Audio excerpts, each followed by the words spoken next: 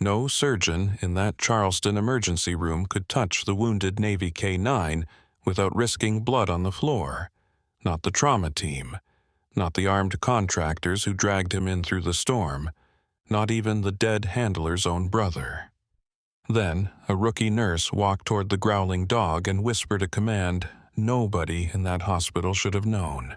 What happened next was not luck. It was the kind of training built in places the government pretends do not exist.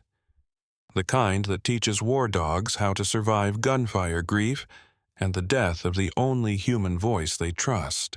If you have ever lost someone and still felt them in the room long after they were gone, this story will hit harder than you expect. Stay with me until the end and tell me where you're watching from tonight. That one word did not come from nowhere. 6 hours earlier, Claire Bennett had been trying to finish a chart without letting anyone notice how long she had been staring at the same line. The night shift at Harborview Memorial Hospital had settled into its familiar rhythm, the kind of rhythm only an emergency room could call normal. Monitors chimed behind curtains. Rubber soles whispered across polished tile. A man in room 4 kept insisting his chest pain was probably heartburn, though his left hand would not stop shaking. Somewhere near the nurse's station, the coffee machine hissed like it had been personally offended by every tired hand that touched it. Outside, Charleston was drowning in rain. Water ran hard down Calhoun Street and gathered in silver sheets near the ambulance bay. Wind pushed against the hospital windows with steady force, bending the palms along the curb until their wet fronds slapped the glass.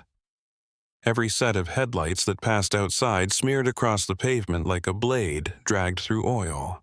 Claire stood at the back counter in navy scrubs that still looked too new. Her badge had no scratches yet. The plastic cover shone under the fluorescent lights with the clean, obvious shine of someone who had not belonged long enough to become part of the furniture. 3 weeks at Harborview, 14 night shifts.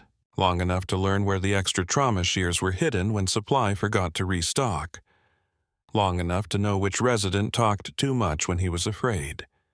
Long enough to understand that charge nurse Denise Walker could hear hesitation from 20 feet away. Not long enough for people to stop calling her new. Claire preferred it that way.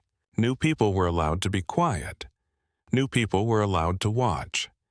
New people were allowed to seem careful, even strange, because everyone assumed they were still learning the shape of the place. The truth was that Claire had learned the shape of dangerous rooms long before Harborview. She knew where people stood when they were about to make a bad decision. She knew the difference between panic and focus. She knew how fear moved through shoulders before it reached the voice. She knew how quickly a room could turn from medical emergency to violence if one person reached with the wrong hand. So she kept her hands busy. She signed vitals that had already been signed. She lined up IV kits. She wiped a counter that did not need wiping. Small tasks gave people an easy explanation for her silence. Denise Walker crossed behind her with a chart tucked under one arm and a pen clipped to the collar of her scrub top.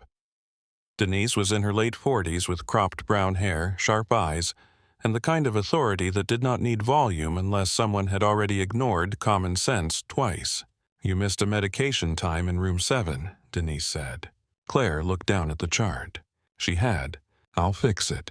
"You will," Denise said, already turning away. "And then you'll stop standing like the walls owe you an apology." Claire almost smiled. "I'm just reading." "You read like you're checking for exits." Claire's pen paused. Denise did not look back, but her voice softened by half a degree. "Relax, Bennett. Nobody's grading your posture." Claire fixed the timestamp and said nothing. Across the trauma board, Dr. Lauren Hayes was reviewing incoming notes with one shoulder against the counter. She was the kind of attending who could make an entire room move faster simply by looking disappointed. Mid-30s. Dark hair pulled into a tight knot. Calm voice. Ruthless hands. She wore competence like armor and impatience like a second stethoscope. Claire had felt Dr. Hayes watching her before. Not often, not openly, but enough. A glance when Claire answered a trauma question too quickly. A pause when Claire reached for supplies before anyone asked. A brief narrowing of the eyes when a monitor alarm went off, and Claire moved toward the correct bay before the assigned nurse did. Claire had spent years making herself ordinary. Hospitals made that difficult. Trauma recognized trauma, not as a feeling, as movement, as timing, as the way someone's body chose readiness before thought could dress it up as professionalism. A phone rang at the desk. A unit clerk answered, listened, then transferred the call toward dispatch. The television mounted high in the corner played muted weather coverage. Red bands of rain moved across the map of coastal South Carolina. Flood warnings crawled along the bottom of the screen. A patient coughed behind curtain 2. A supply cart squeaked. Somewhere outside, thunder rolled low over the harbor. Claire breathed through her nose and kept writing. She lived 8 blocks away in a narrow apartment above a closed laundromat near the Ashley River. The sign downstairs still read "Quick Wash" in faded blue letters, though no machine inside had worked in years. The building smelled like wet brick old soap and river air. Her landlord took rent through a mail slot and never asked questions. That was part of why she had chosen it. No family photos sat on her kitchen counter. No framed degrees hung on the wall. No old unit patches. No service coins. No photographs of dogs with bright eyes and mud on their paws. Her phone held 3 contacts. The hospital. The landlord. Denise Walker, because Denise had entered her number into the phone herself after Claire forgot to respond to a schedule change. Everything else belonged to a life Claire had folded into small pieces and buried deep. She had changed cities twice, changed her hair, let an old certification expire, stopped answering emails, stopped opening unknown numbers. She had learned how to become the kind of woman strangers forgot 5 minutes after meeting. Most days it worked. Most nights, too. Then the ambulance bay doors opened for a routine transfer, and storm air moved through the ER with the smell of rain diesel, wet pavement, and cold metal. Claire's body tightened before she could stop it.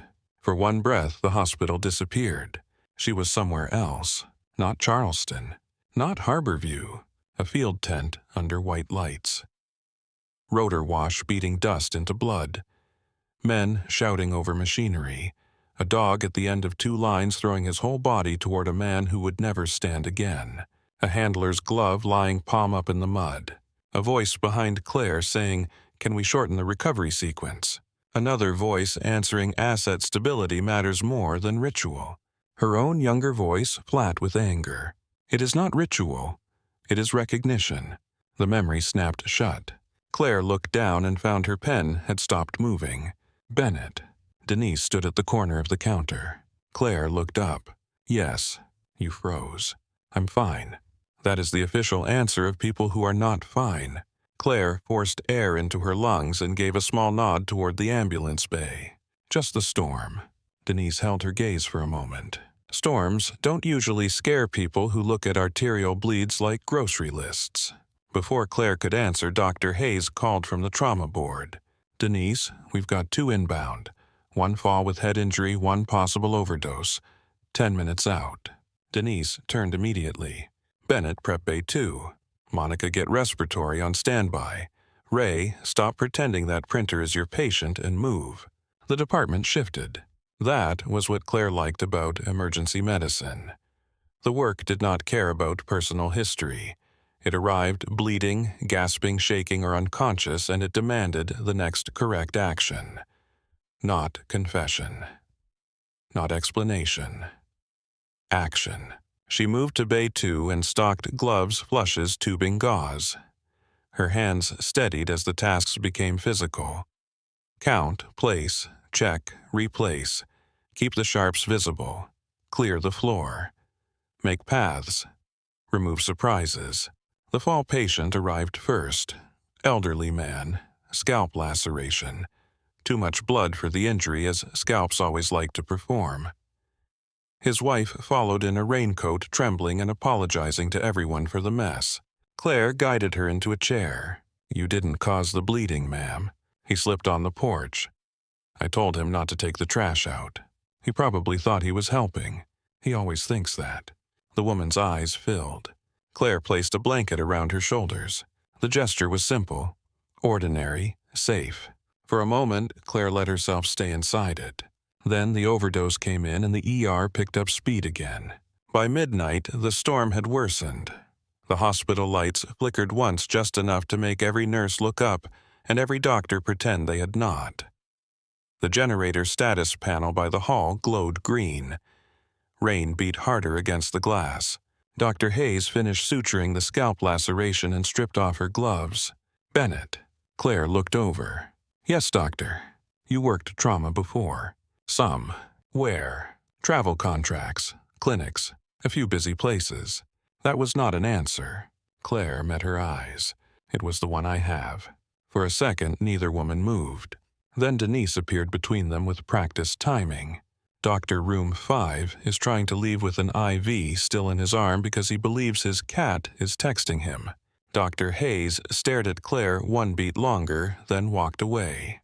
Denise watched her go, then looked at Claire. You really do enjoy making people curious. No. Then you're doing it by accident, which is worse. Claire picked up a roll of tape. I'll work on being boring. Please do.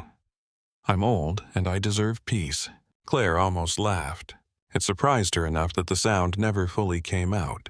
The night moved on. 1 o'clock, then 1:30. The overdose stabilized. The fall patient went to imaging.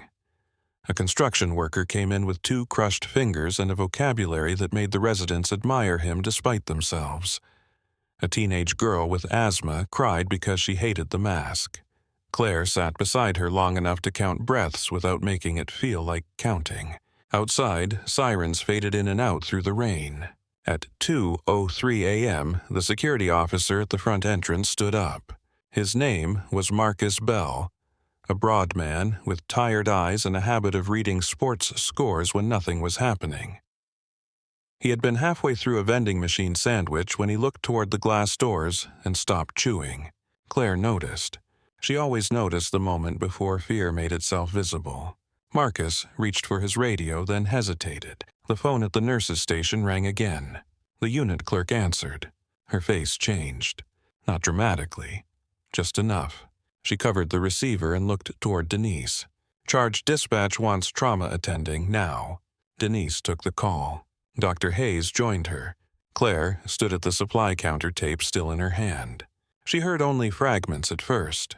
Unregistered transport, tactical canine, severe limb trauma, handler down, highly aggressive, private security, requesting human trauma support pending veterinary transfer. Dr. Hayes' voice sharpened. This is not a veterinary hospital.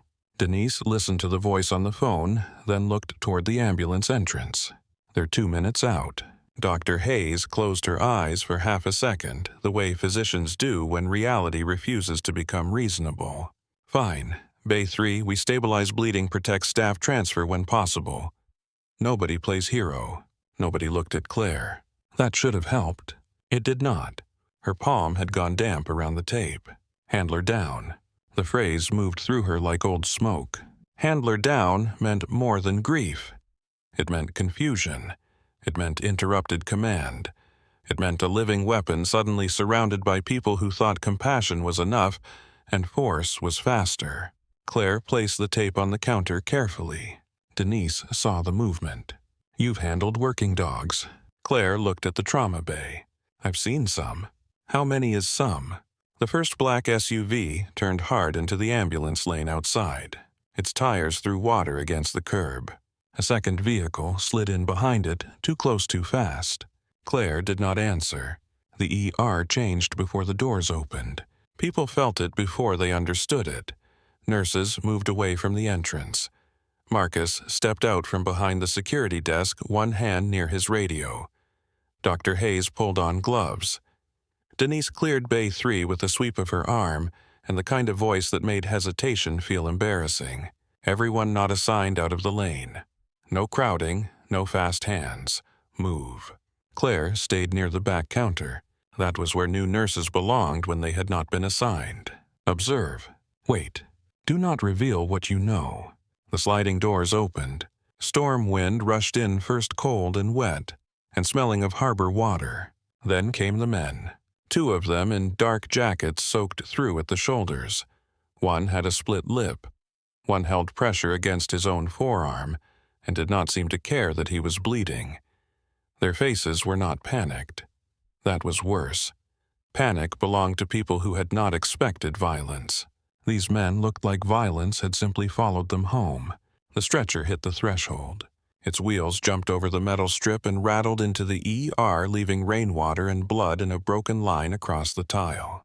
The dog on it was massive. Belgian Malinois. Male. Dark sable coat flattened by rain. Chest strapped down. Hindquarters restrained. One rear leg wrapped in field gauze gone nearly black with blood. His ribs rose and fell with controlled effort. His eyes were open. That was what pulled the sound out of the room. Not his teeth, not the blood. His eyes. They were not wild. They were working. Dr. Hayes stepped forward. "Bay 3, talk to me." The split-lipped man helped steer the stretcher. Shrapnel injury to the rear leg. Heavy blood loss. Field packing placed about 30 minutes ago. Name: Titan. Handler. The man's jaw tightened. Lieutenant Ethan Maddox. Dr. Hayes reached for the dressing. "Where is Lieutenant Maddox?" The second man looked down. No one spoke for a moment. Titan heard the silence before the humans understood it. His nostrils flared. His head lifted 1 inch from the stretcher. The split-lipped man said, "He's gone." The words moved through the ER like a pressure change. Claire's fingers curled against her palm. Titan made a sound then, low, rough. Not a growl meant for the room. A sound pulled from somewhere far deeper than threat. Dr. Hayes kept her face controlled. "I need suction fluids, large-bore IV access, and sedation ready if he compromises staff." A young nurse moved toward Titan's foreleg with a cuff. Too fast. Too direct. Titan's head snapped toward her hand. The entire stretcher seemed to become muscle. His lips lifted. A growl rolled out of him so low it felt less like sound than warning in the bones. The nurse froze. Denise stepped between them. "Back off." The nurse withdrew pale. Titan tracked the hand until it cleared his space. Claire watched his eyes. Not the teeth. Never the teeth first. Eyes told the truth. Titan was not lost in pain. He was mapping the room, sorting motion, weighing threat. Every hand was a possible theft. Every hidden object was a possible restraint. Every body leaning over him was another force trying to pull him farther from the only person who still mattered. The vet tech arrived with a hard case. Titan saw it open. His shoulders drew tighter. Claire stopped breathing for 1 second. He knew that case, or one like it. Syringes, sedatives, chemical control. The tech reached inside. Titan lunged. The stretcher slammed against its locks. A metal tray hit the floor. Someone swore. Marcus took 1 step forward, then stopped because even he understood that one wrong move could turn the ER into a fight nobody would win cleanly. Dr. Hayes pressed both hands onto the bloody dressing. "He is going to bleed out if I cannot work." The split-lipped man dragged a hand over his mouth. He wouldn't leave Ethan. We had to pull him off. Claire felt the old life crack open inside her. Not all at once. Just enough. A handler in mud. A dog fighting 4 men. A room full of officials asking how quickly loyalty could be redirected before it became inconvenient. She looked at Titan again. His ears were pinned. His pupils hard. His body braced under the straps not to escape but to hold a perimeter nobody else could see. Then he turned his head. The overhead light caught the inside of his ear. A faded identification mark showed through the wet fur. Not Navy standard. Not police. Not anything Harborview would have in a file. Claire knew the format. Project Gray Harbor. Her pulse dropped into a cold, steady rhythm. The life she had buried had found her through the ambulance doors wrapped in blood rain and the grief of a dog who still believed his dead handler might give one more command. The faded mark inside Titan's ear did not belong in a civilian emergency room. Claire recognized the structure before she allowed herself to read it. 3 letters. 4 numbers. a spacing pattern used for field confirmation when names were considered too soft, too traceable, too human. The tattoo was half hidden under wet fur and blood mist, but it was enough. Project Gray Harbor. For a moment, the noise in Harborview Memorial thinned into a narrow, pulsing silence. Claire heard the storm outside. She heard Titan breathing. She heard the soft plastic click of the vet tech lifting a syringe from the case. Then the room came back all at once. Dr. Lauren Hayes had both hands pressed hard over the field dressing her gloves already dark to the wrist. The gauze under her palms was failing. Blood seeped around the edges and crept down the side of Titan's leg in a slow, thick line. His body lay strapped to the stretcher, but nothing about him seemed contained. Every muscle held force in reserve. Pressure is dropping, a nurse called from the monitor. Dr. Hayes did not look up. I can see that. Denise Walker stood at the head of the bay, one hand raised to keep the rest of the department from drifting closer. Her face had settled into the hard calm Claire had seen only in nurses who had survived enough bad nights to know fear was useful only if kept on a leash. Everybody not working clear the doorway. No one moved fast enough for her. Now, the crowd thinned. The split-lipped contractor stayed near the wall, rainwater dripping from his jacket onto the tile. The other one stood closer to the foot of the stretcher, his jaw clenched so hard a vein pulsed in his temple. Both men watched Titan, as if they were waiting for orders from someone who was no longer alive to give them.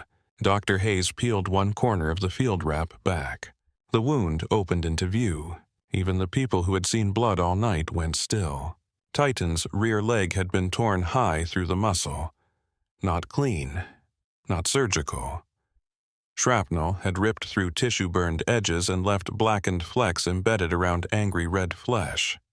The wound had the ugly geometry of a blast all force and no mercy. Blood pushed fresh through the packing as soon as pressure shifted. Dr. Hayes tightened her mouth. I need suction. I need irrigation. I need a line. I need him still. He is not going to give you still, the split-lipped man said. Dr. Hayes shot him a look. Then give me something useful. The man swallowed. His eyes went to Titan. He was on Ethan when we found them. Claire heard the name again. Ethan. Titan heard it too. His nostrils flared. His ears shifted a fraction. The low sound in his chest returned, not aimed at the room, not fully.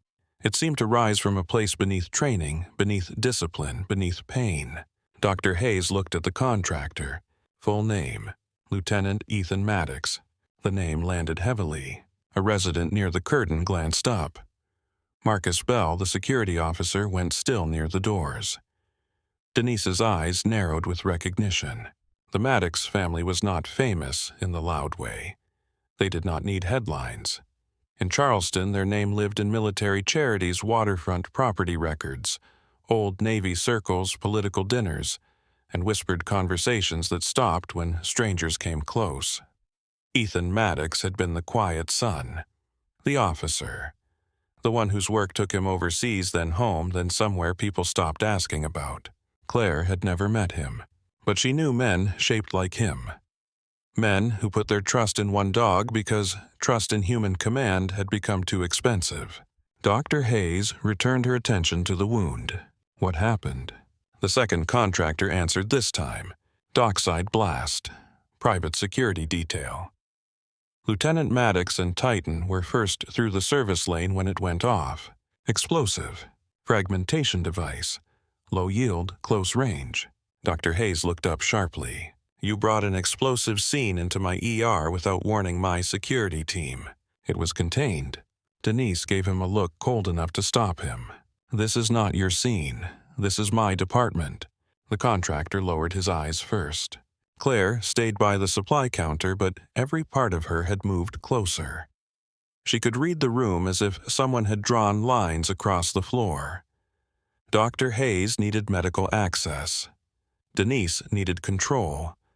The contractors needed Titan alive because failing Ethan once was already more than they could bear. The vet tech needed permission to sedate. Titan needed all of them to stop invading the last perimeter he had left. No one was going to give him that.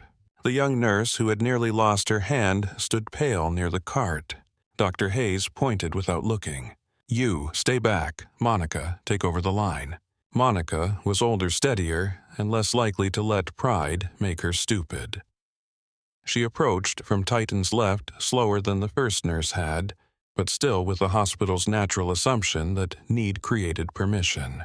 Titan saw the IV catheter packet in her hand. His gaze cut to it. His shoulders rose under the strap. Claire felt the change before the sound came. It moved through the dog's body like current through wire. "Stop," Claire said. Not loud, but the word carried. Monica froze. Dr. Hayes turned her head. Nurse Bennett. Claire kept her eyes on Titan. He seized the packet. Dr. Hayes blinked once. "He needs access." "I know." "Then, unless you can start a line from across the room, do not interrupt the people trying to keep him alive." Claire should have stepped back into silence. That was the agreement she had made with herself years ago. No old knowledge. No special instincts. No rooms that smelled like classified work and dead handlers. She had come to Harborview to take blood pressure hang fluids, write notes, and be forgettable. Titan's eyes moved from Monica's hand to the syringe case. The vet tech was still holding the sedative. He had lowered it after Titan's lunge, but not enough. The needle cap caught the overhead light. Titan locked on it. His body flattened against the stretcher in a way that would have looked like surrender to someone who did not know better. Claire knew better. He was bracing. "Put the syringe down," Claire said. The vet tech looked at Dr. Hayes. Dr. Hayes snapped, "Do not." Titan's lips lifted. The growl that came out of him no longer belonged to warning. It was a decision-building teeth. The monitor beeped faster. Denise took one step toward Claire. "Bennett, if you know something, now is the time to stop being mysterious." Claire looked once at Denise, then at Titan, then at the mark in his ear. There was no safe way to answer. "He is not reacting to pain, first," Claire said. "He is reacting to hidden hands." Dr. Hayes stared at her. "That is an interesting theory." "It is not a theory." The split-lipped contractor looked at Claire more carefully. "What did you say your name was?" Claire ignored him. Titan's breathing grew sharper. His eyes moved again from syringe to wound to contractor to the door. He was trying to account for too many threats while losing blood. That was the worst combination. A dog like him could hold discipline past reason, but blood loss changed timing. Pain narrowed decisions. Exhaustion made ghosts louder. Dr. Hayes leaned into the pressure dressing. "I do not have the luxury of negotiating with a dog." Claire's voice stayed low. "You are not negotiating. You are giving him a visible sequence." The words changed the room. Not because everyone understood them, because Titan did. His gaze snapped to Claire. For the first time since the stretcher entered the bay, his attention left the people touching him and fixed on someone who had not yet tried to take anything. Claire felt that stare settle on her hands. Empty. Open. Still. The growl shifted. It did not soften, but it narrowed. The threat was no longer spread across the room. It had found a point. Denise saw it. "Bennett." Claire did not move. "I need space," Dr. Hayes said. "What you need," Claire answered, "is 10 seconds where he does not tear himself open fighting you." The sentence hit too hard. A resident at the curtain stopped pretending not to listen. Dr. Hayes's expression sharpened. "You are on orientation." "I know. You are not credentialed for animal trauma. No one in here is credentialed for what he is." The second contractor breathed out through his nose. It sounded almost like agreement. Dr. Hayes heard it and hated it. Claire took one slow step forward. Titan's eyes tracked her foot, then her knee, then her hand. Denise moved half a pace with her. Claire. The use of her first name should have stopped her. It did not. Claire kept her shoulders low and angled her body slightly aside. Not head-on. Never head-on. A frontal approach was pressure. A turned shoulder was space. Her hands stayed below her waist palms visible. She did not smile. Softness from the wrong mouth could look like deceit. Pity could look like weakness. Fear could become invitation. Titan watched everything. The contractors watched Titan. Dr. Hayes kept pressure on the wound because, whether she believed Claire or not, she believed bleeding. Claire stopped just outside the reach of Titan's jaws. His lips were still lifted. His teeth were white wet and close enough to change her life permanently. His eyes were dark and bright with pain, but behind that pain lived structure. He was not gone. Not yet. That was the only reason this might work. Claire lowered herself into a crouch. Someone behind her whispered Jesus. Titan's nostrils flared. He scented rain, blood latex antiseptic fear steel wet wool, and beneath all of it something Claire wished he could not find. Old field dust that no washing ever fully removed. Old contact patterns. Old command cadence, a ghost in her bones. Claire spoke low enough that the words belonged only to him. Easy contact, nothing hidden. Titan's ears flicked. Dr. Hayes said, "That is not a command." Claire did not look away from the dog. No? Then what is it? A boundary. Titan's gaze stayed on her mouth. Claire lifted one hand by an inch. He tensed. She stopped immediately. Good, you saw it. His chest moved hard. She let the silence stretch. This was the part most people could not stand. Humans rushed into silence because they thought quiet meant nothing was happening. With dogs like Titan, silence was where the decision formed. The vet tech shifted his weight. Titan's eyes cut to him. Claire's voice sharpened, still quiet. Do not move. The vet tech froze. Dr. Hayes gave Claire a look that promised consequences later if any of them survived the next minute. Denise, to her credit, understood the room faster than everyone else. Nobody moves unless they say it first. The command rolled out clean and practical. Monica lowered the IV packet to the tray where Titan could see it. Claire watched Titan watch it. Good, she murmured. Nothing hidden. Titan's jaw worked once. The growl stayed low. Dr. Hayes glanced at the monitor. Pressure is still dropping. Claire nodded once. Show him the saline. Dr. Hayes stared at her. I do not take medical direction from a nurse 3 weeks into orientation. Denise cut in. You take breathing room where you can get it. The two women locked eyes. The monitor beeped again. Dr. Hayes reached for the saline bottle and lifted it into Titan's line of sight. Irrigation, she said, voice clipped and annoyed. I am flushing the wound. Titan's eyes tracked the bottle. Claire raised her hand slightly, not touching him, only offering a fixed point between his face and the wound. Here. Titan did not look back. Claire waited. Titan, here. His gaze snapped to her. The name mattered less than the timing. She did not say it like a stranger reading a caller. She said it like contact through smoke. Dr. Hayes flushed the wound. Titan exploded against the straps. The stretcher rocked hard. Monica jumped back. The second contractor moved as if to grab him, and Denise snapped, do not touch him. Titan's head swung toward the source of pain. Claire leaned in, voice hard as a command post floor. Hold. The word cut through him, not because it was magic, because it had shape.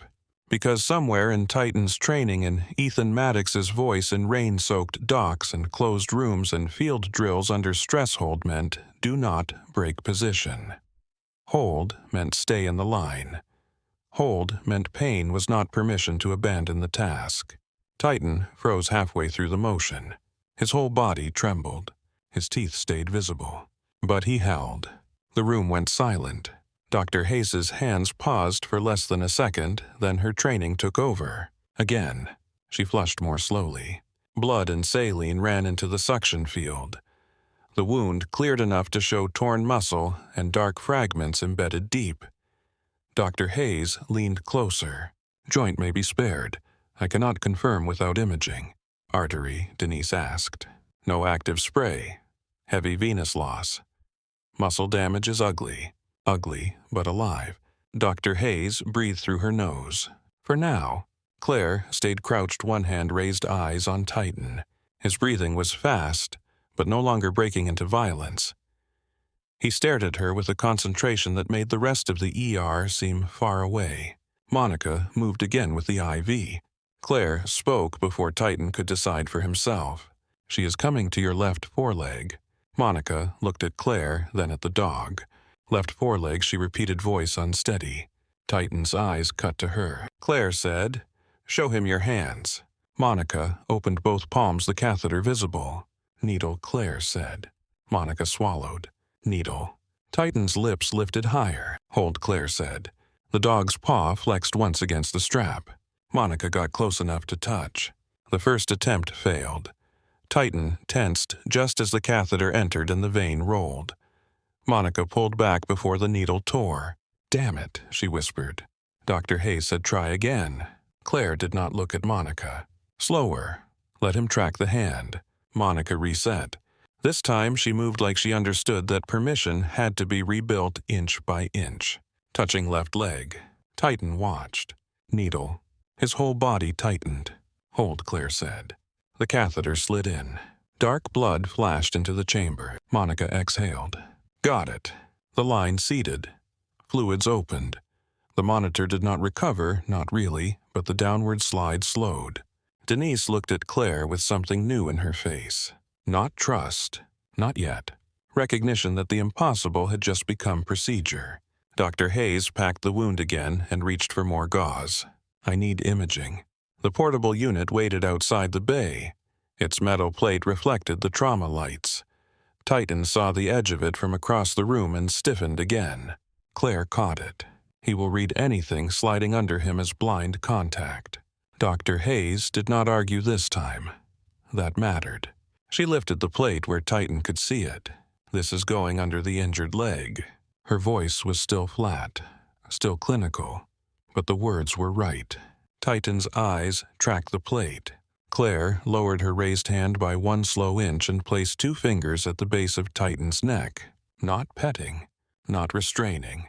An anchor. Titan flinched at the contact. His lips pulled back. A sound rose from his chest, deep and torn. Claire did not remove her hand.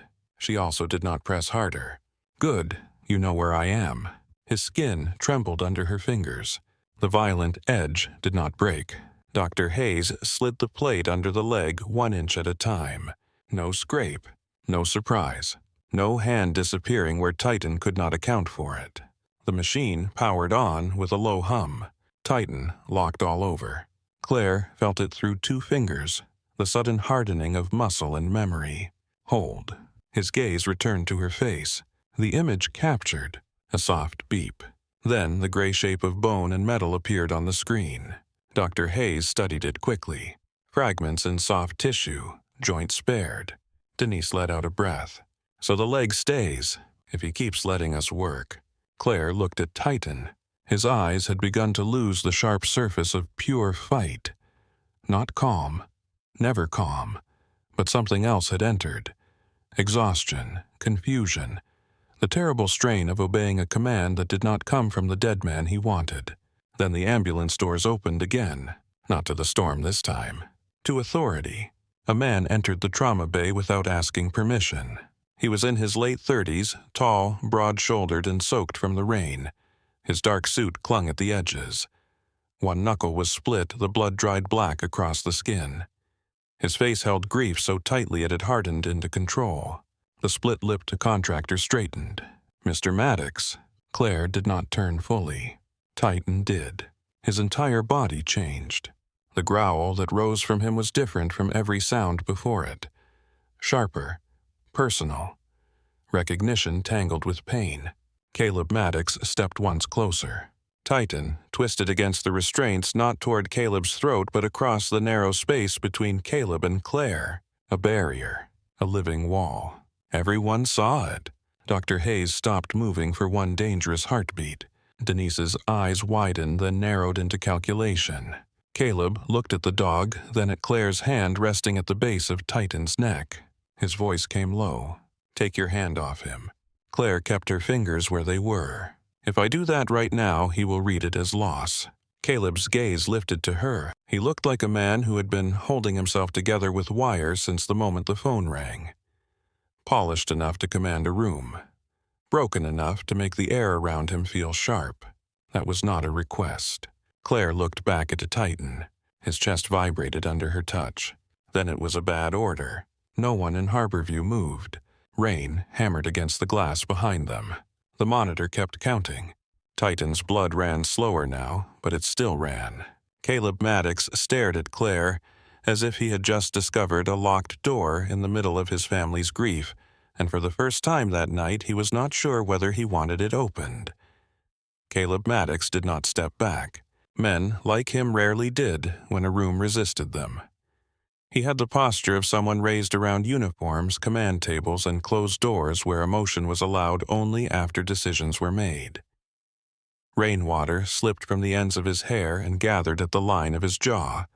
His right hand stayed empty and visible, but the knuckles flexed once against the effort of keeping it that way. Titan saw the flex. Claire felt the response immediately. The muscles beneath her fingertips tightened hard and sudden. Titan's head lowered by a fraction. His eyes fixed on Caleb's hand, then on Caleb's face, then back to the hand. A warning built in his chest. Claire leaned closer. Hold. The sound stayed inside him. Barely. Dr. Lauren Hayes recovered first. Doctors did that. They returned to the body in front of them because medicine had no patience for family power. Old grief or men who walked into trauma bays like ownership had legal standing over blood loss. "Mr. Maddox," she said, voice sharp and even, "your dog is unstable. Either stand where he can see you and stay quiet or leave my bay." Caleb did not look away from Claire.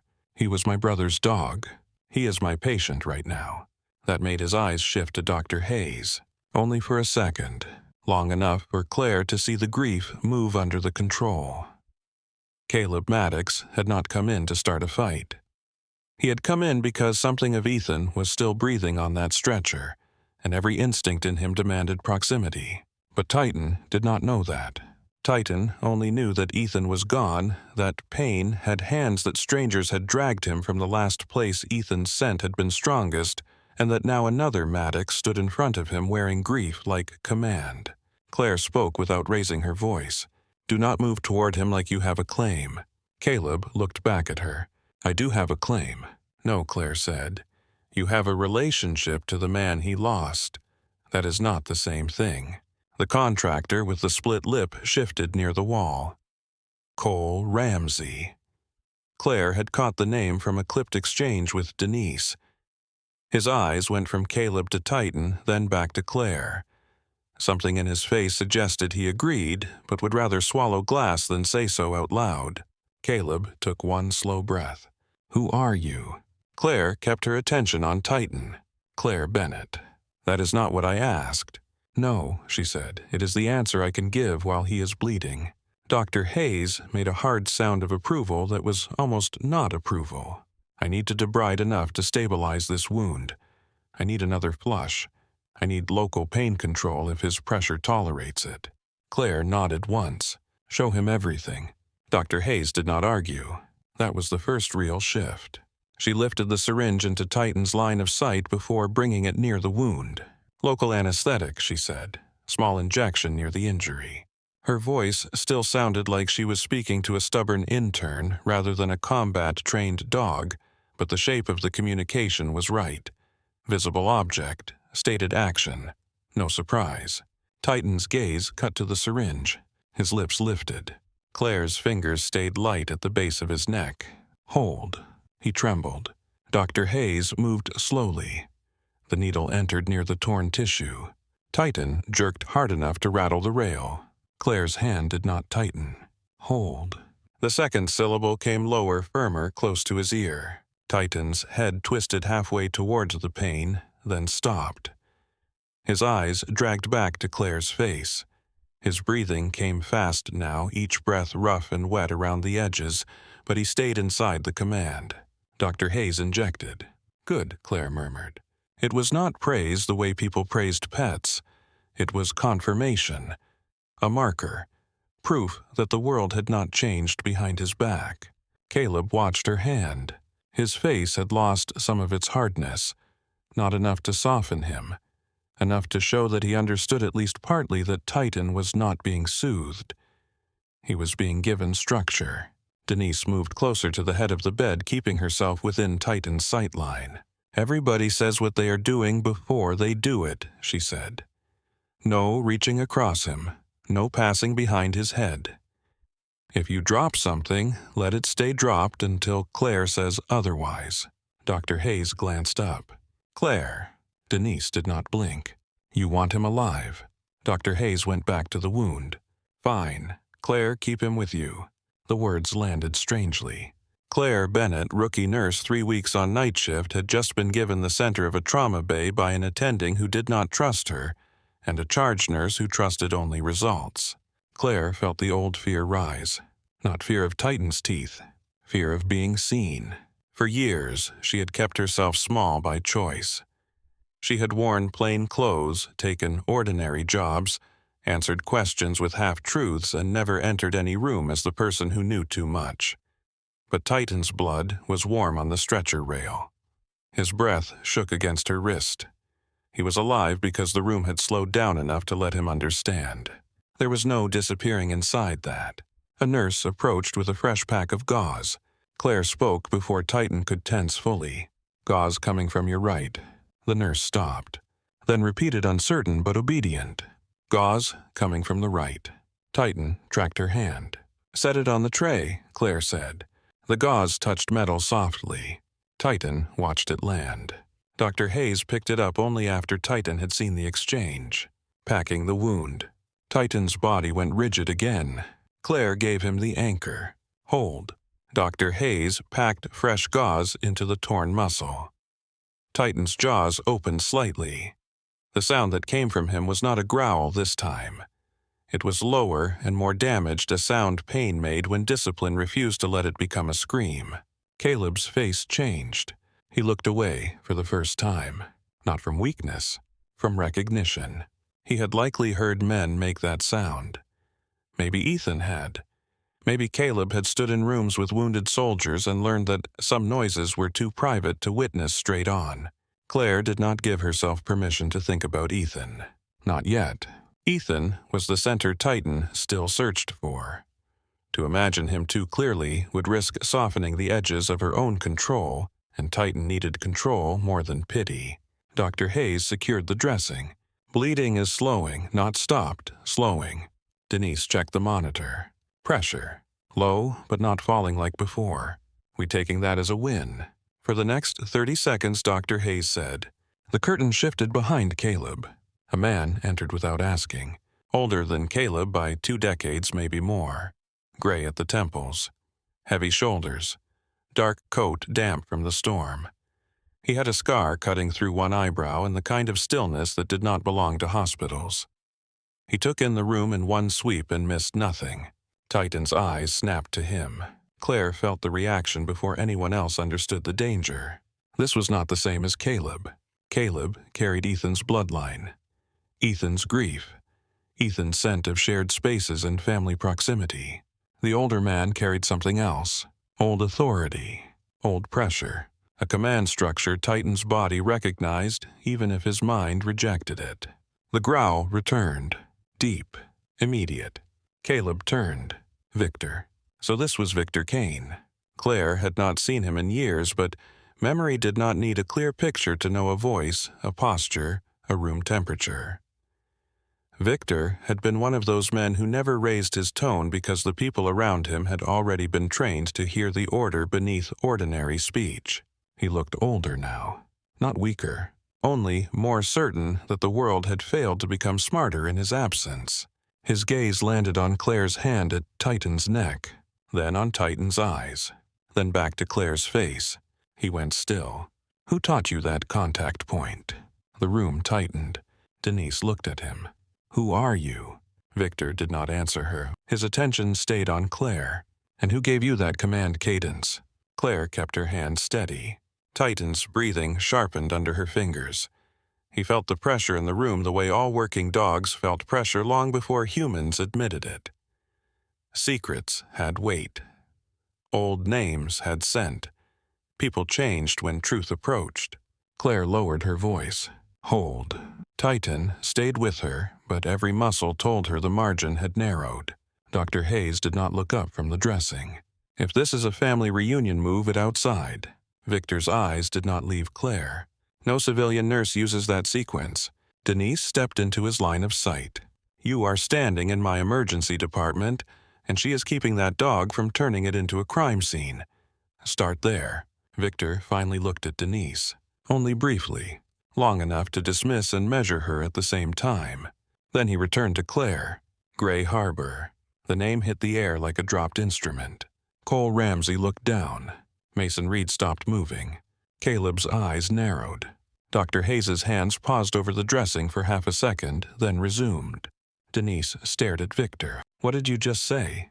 Claire felt tighten, tense harder at the change in human bodies. She spoke to him first. "Stay with me."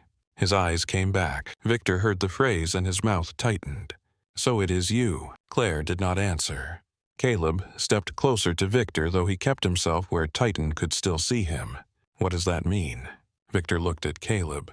"It means your brother's dog is responding to someone who should not be here under that name." Claire's fingers remained exactly where they were. Titan's fur was damp and warm beneath them. Blood had dried in dark lines near his shoulder. His eyes flicked between Victor and Claire, registering the pattern of confrontation without needing the language. Caleb's voice dropped. "Explain." Victor studied Claire as if she were a file reopened under bad lighting. Claire Bennett worked under another last name. Behavioral Trauma Stabilization. Field Recovery Conditioning. High Imprint Transition Risk. She helped design protocols for dogs like this. The room went very quiet. Not silent. Hospitals were never silent. The monitor kept beeping. Rain kept tapping the glass. Saline kept dripping in clear, measured drops through the line. But people stopped pretending they did not hear. Denise looked at Claire. The look was not betrayal. That would have been easier. It was calculation mixed with concern, and that made Claire feel more exposed than anger would have. Dr. Hayes finally looked up. "You built this." Claire's throat felt tight. "Part of it." Victor said, "Do not minimize your work now." Claire lifted her eyes to him. "Do not decorate it." The words landed between them with history attached. Caleb watched both faces.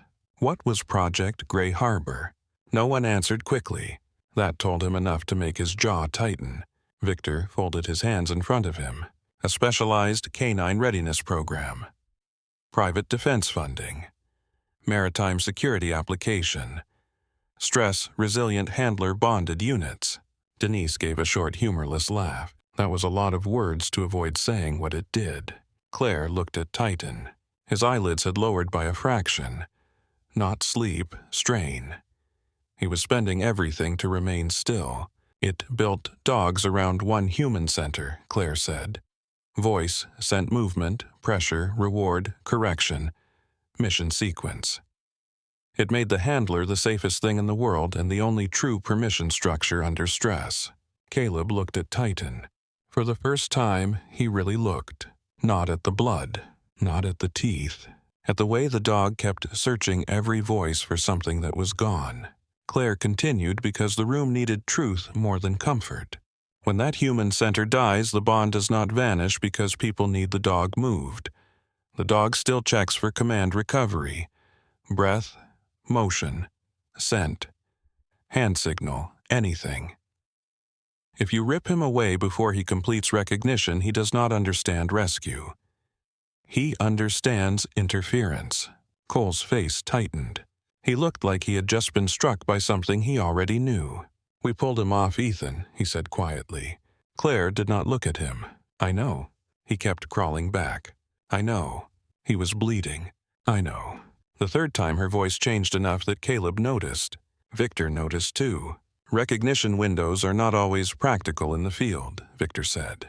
Claire turned her eyes to him. "No, they are not always convenient." "That is not what I said.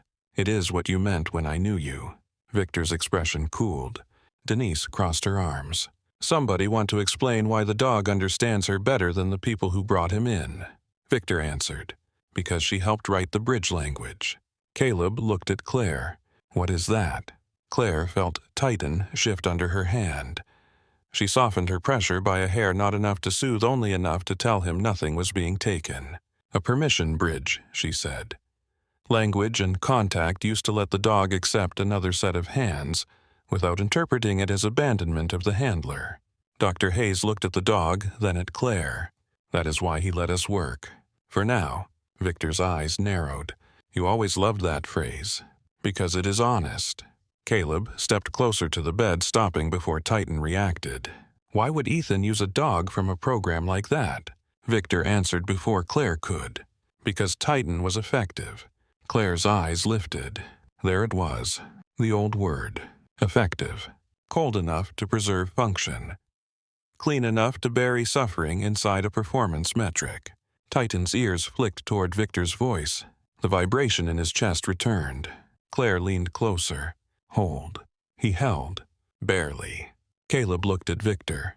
Effective how? Victor's face gave nothing. Your brother is not here to authorize that conversation. Caleb's expression hardened. My brother is dead. The words changed the air. Even Dr. Hayes looked up. Caleb did not raise his voice, but something raw moved through it. Something that had been locked under the suit, under the family name, under the practiced control. He died tonight. His dog is bleeding on that table. If there is a conversation about why it starts now. Titan reacted to Ethan's absence inside the sentence. Not the words. The grief beneath them. His head lifted half an inch, eyes searching Caleb's face for something familiar and failing to find what he needed. Claire spoke before the search became panic. Caleb. He looked at her sharply. She did not apologize for using his name. Your voice is too close to his and too different. Keep it lower. Do not call for him unless you can hold steady. Caleb's eyes flashed. You do not get to tell me how to mourn my brother. No, Claire said. But I do get to tell you when your grief is hurting his dog. The sentence should have made him angry. It did, but anger was not the only thing in his face. He looked at Titan again. At the trembling shoulders. At the blood darkening the dressing. At the way Titan's eyes moved between him and Claire as if trying to solve an impossible command conflict. Caleb took one breath. Then another. When he spoke again, his voice was lower. Titan. Titan's eyes snapped to him. Claire felt the dog brace. Caleb stopped there. No reach, no step, no claim. Just the name. Then, with effort that cost him, Caleb looked away enough to reduce pressure without breaking presence. Claire felt Titan's body register it. A fraction of strain left him. Not trust. A fraction. Dr. Hayes checked the dressing. I need to move him out of the trauma bay. Too much traffic, too much noise. He needs a controlled room and pressure monitoring. Denise nodded. Recovery 2 is open. Victor spoke immediately. He should be transferred to a secure facility once stabilized. Titan's body went hard. The word transferred did not need meaning. The humans around him changed when they heard it. Their breath shifted. Their posture tightened. Dogs like Titan read those things as clearly as print. Claire pressed gently at the contact point. Hold. Caleb turned toward Victor. Not now. Victor kept his voice even. Sooner is cleaner. Claire looked at him. Cleaner for whom? Victor's eyes moved back to her. For everyone involved. No, Claire said.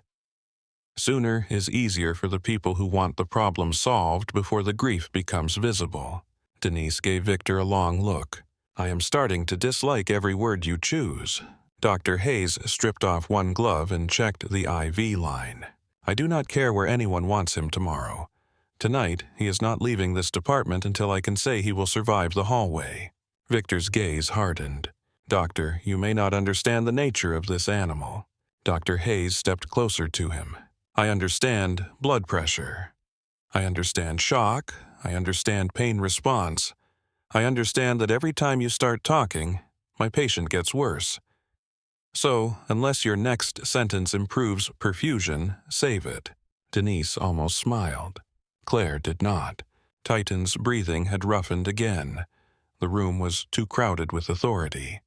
Caleb on one side, Victor at the foot. Contractors near the wall, staff waiting for movement. Every body had meaning, every meaning demanded work from him. He was tired. That frightened Claire more than the growl. A fighting dog could be redirected. A collapsing dog could not. She lowered her mouth closer to his ear. You are still here. His eyes moved to her. Good, stay with me. Dr. Hayes saw the change. We move now. Denise opened the curtain and looked into the hall. Clear the corridor. Marcus moved before she finished speaking. No traffic through this lane, he called. Back up, give them room. The hospital obeyed in pieces. A clerk pulled a cart aside. A resident stepped into a supply closet with a chart still in his hands. A respiratory tech flattened himself against the wall and stared despite himself. Inside Bay 3, Denise took control. Same rules. No sudden hands. No crossing behind his head. Announce every touch. Claire looked at Caleb. If you come with us, stay where he can see you. Hands open. No touching unless I tell you. Caleb held her gaze. You assume I will listen. No, Claire said. I am giving you the chance to. For a second, his mouth moved like grief wanted to become something bitter. Then he nodded once. Victor started forward. Claire's voice cut in. You stay behind the foot of the bed. Victor stared at her. That is not your call. Titan's growl answered before Claire could. Low. Immediate.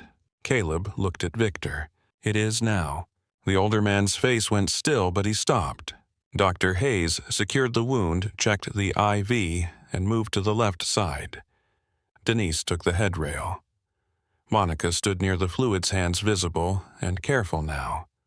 Cole and Mason stepped back without being told. They had seen enough to know force was no longer leadership in this room. Claire kept her hand at Titan's neck. The stretcher brakes released with a soft click. Titan's eyes widened. The whole world shifted under him.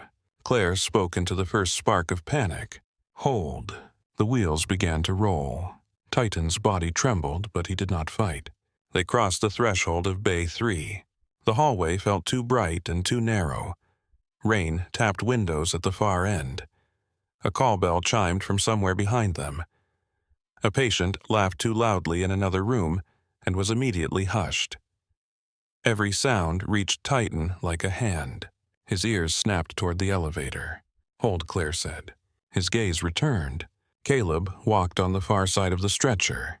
His hands open, his silence controlled.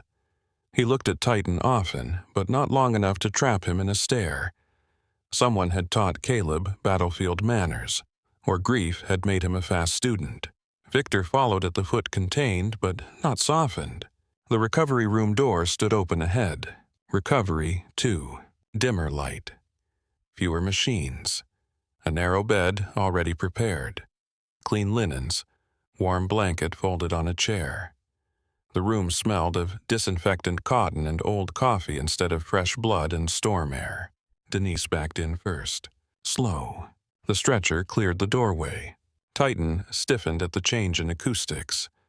The room held sound differently. Smaller. Closer. The absence of chaos did not calm him at first. It sharpened what remained. Dr. Hayes looked at the bed. We transfer once. Clean pull. Protect the leg. Claire nodded. She felt the tremor in her own thighs now. The cost of crouching, controlling, speaking through memory, and holding herself between an animal's grief and a room full of human urgency. She did not let it show. Titan would feel it. Denise placed the transfer sheet. Hands visible. Monica showed hers.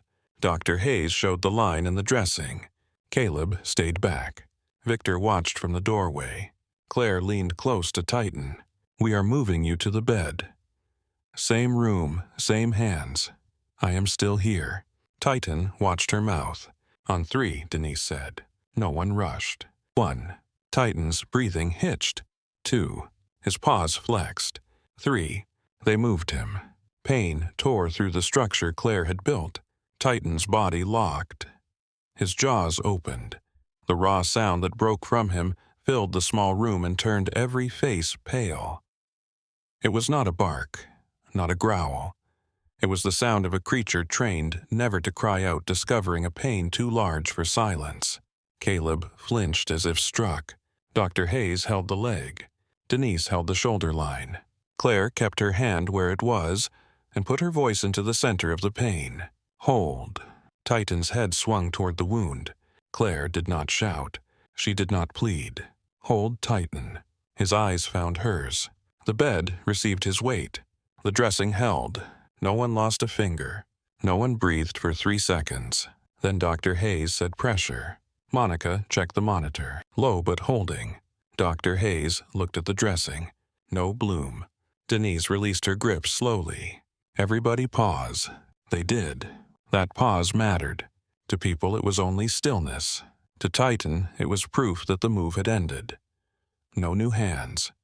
No fresh attack. No hidden restraint. No one dragging him farther from what he had already lost. Claire felt his muscles continue to shake under her fingers. "You are still here," she said softly. "Good." Caleb looked down at the dog. His eyes were wet now, though his face remained controlled. He did not wipe them. Perhaps because moving would disturb Titan. Perhaps because denial had finally run out of room. Dr. Hayes adjusted the IV rate. "I can give small local doses, nothing systemic until I trust his pressure." Claire nodded. "Show him." Dr. Hayes did. The second injection went better. Not easy. Better. Titan, tensed, watched, endured. Denise laid the warmed blanket across his chest, slowly letting the fabric settle instead of snapping it open.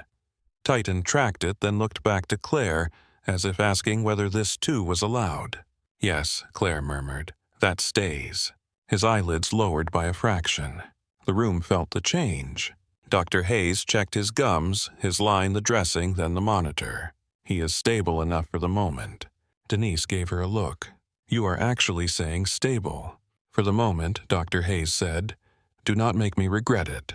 Victor stepped 1 pace into the room. Titan's eyes opened fully. The growl started again.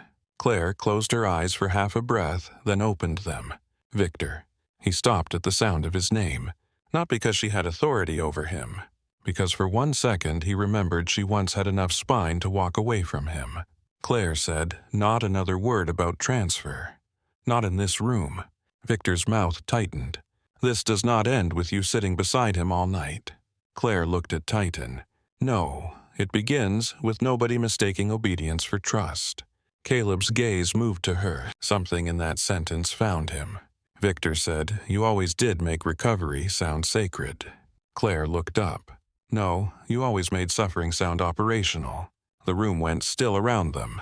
Denise did not interrupt. Dr. Hayes did not look away. Caleb stood beside the bed, caught between the old machinery of his brother's world and the living consequence breathing under a blanket. Titan shifted his head. Not much.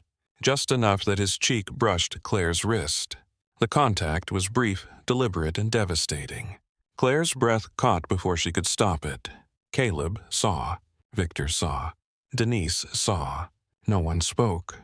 For the first time since the storm carried him through the hospital doors, Titan lowered his head all the way to the mattress. His body was still tense. His wound still bled under pressure. His handler was still dead. But the room had stopped taking from him. For now, that was enough. Claire kept her hand at the base of his neck and listened to the monitor count each fragile second. Outside the recovery room, rainwater ran down the hospital windows in thin silver lines. Inside, the war dog breathed, and every person standing near him understood that saving Titan's body had only opened the harder question of what would be done with the grief that still commanded him. Titan slept with his eyes half open. It was not real sleep. Claire knew that the way she knew the difference between quiet and calm. His body had stopped spending strength on the upper restraints, but his mind had not left the room. His ears still shifted at every footstep beyond the door. His nostrils still tested the air each time someone moved. Beneath the warmed blanket, the wounded leg twitched with small involuntary shocks of pain. The monitor counted steadily beside him. Low pressure, weak but holding. The IV line ran clear into his foreleg. The dressing around his rear leg had stopped blooming red for the moment. A thin line of diluted blood had dried along the edge of the bed rail where the transfer had smeared it. Someone had placed a towel over the floor near the stretcher tracks, but the rainwater and blood had already left faint streaks across the tile. Recovery. Two felt too small for the number of secrets now standing inside it.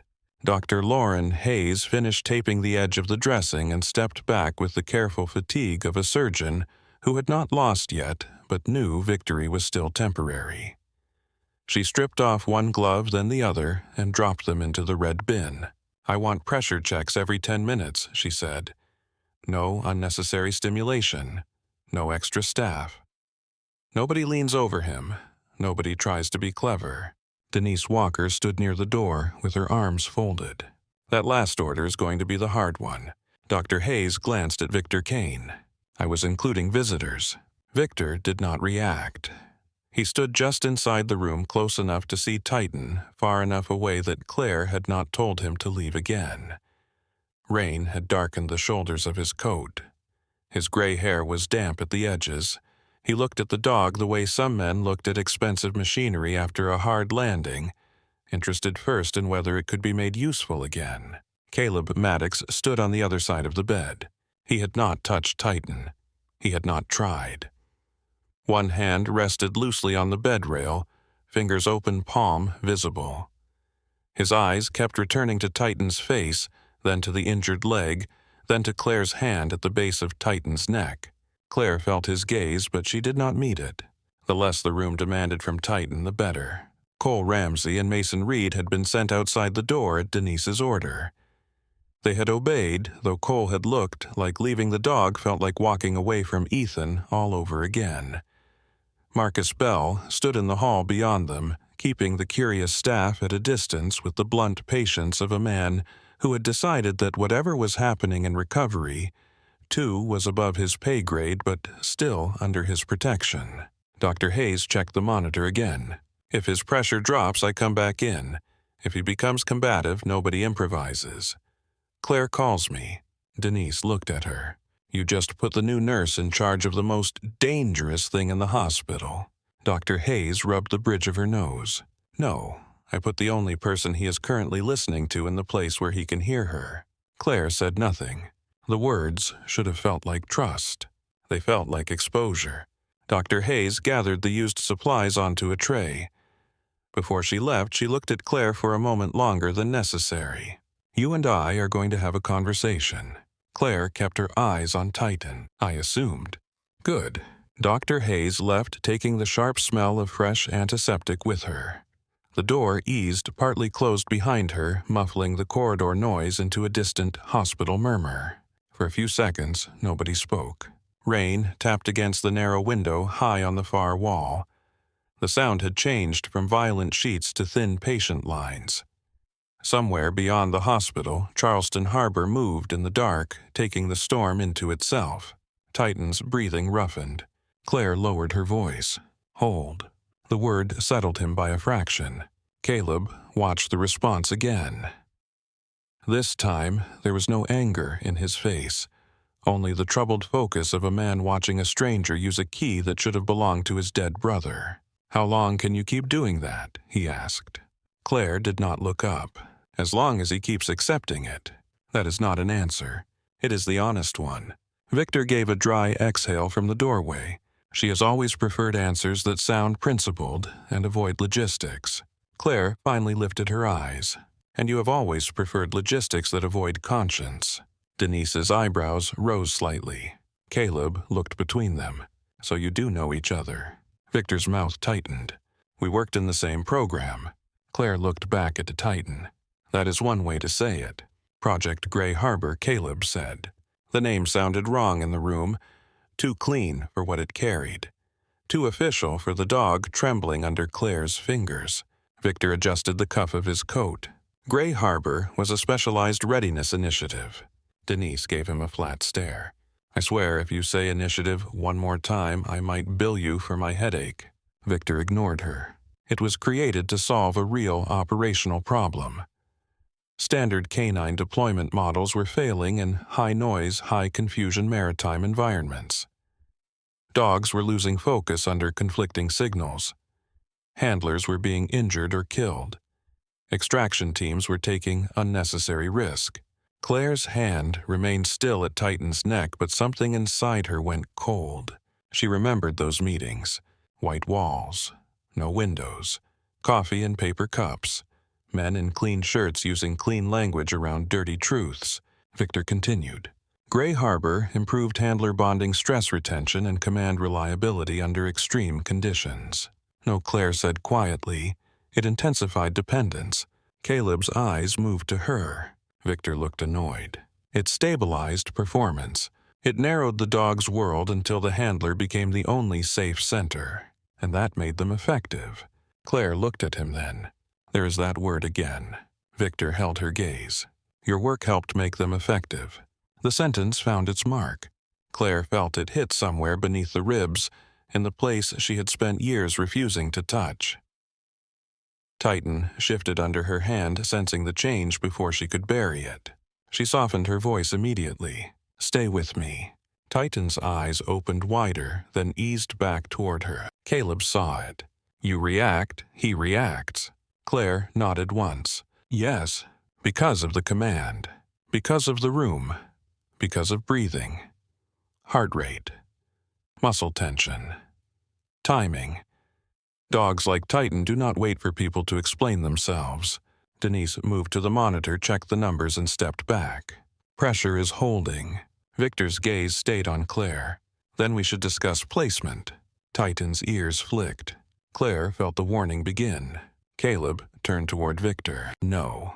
Caleb. No placement discussion in this room. Victor's expression did not change, but something in his posture hardened. You are grieving. That makes your judgment unstable. Caleb's voice stayed low. My brother died tonight. Do not confuse grief with stupidity. Denise's mouth tightened in approval. Victor shifted his attention to her. This is a family and operational matter. Denise took one step toward him. This is a medical room. Try again. The door opened before Victor could answer. A woman entered with no announcement, no hurry, and no visible surprise. She was in her 60s, tall, silver-haired, and dressed in a black coat that looked untouched by the storm except at the hem. Her face was composed in the way only very practiced people could manage in the presence of fresh loss. Not empty. Controlled. There was a difference, and Claire recognized it immediately. Caleb straightened. Mother.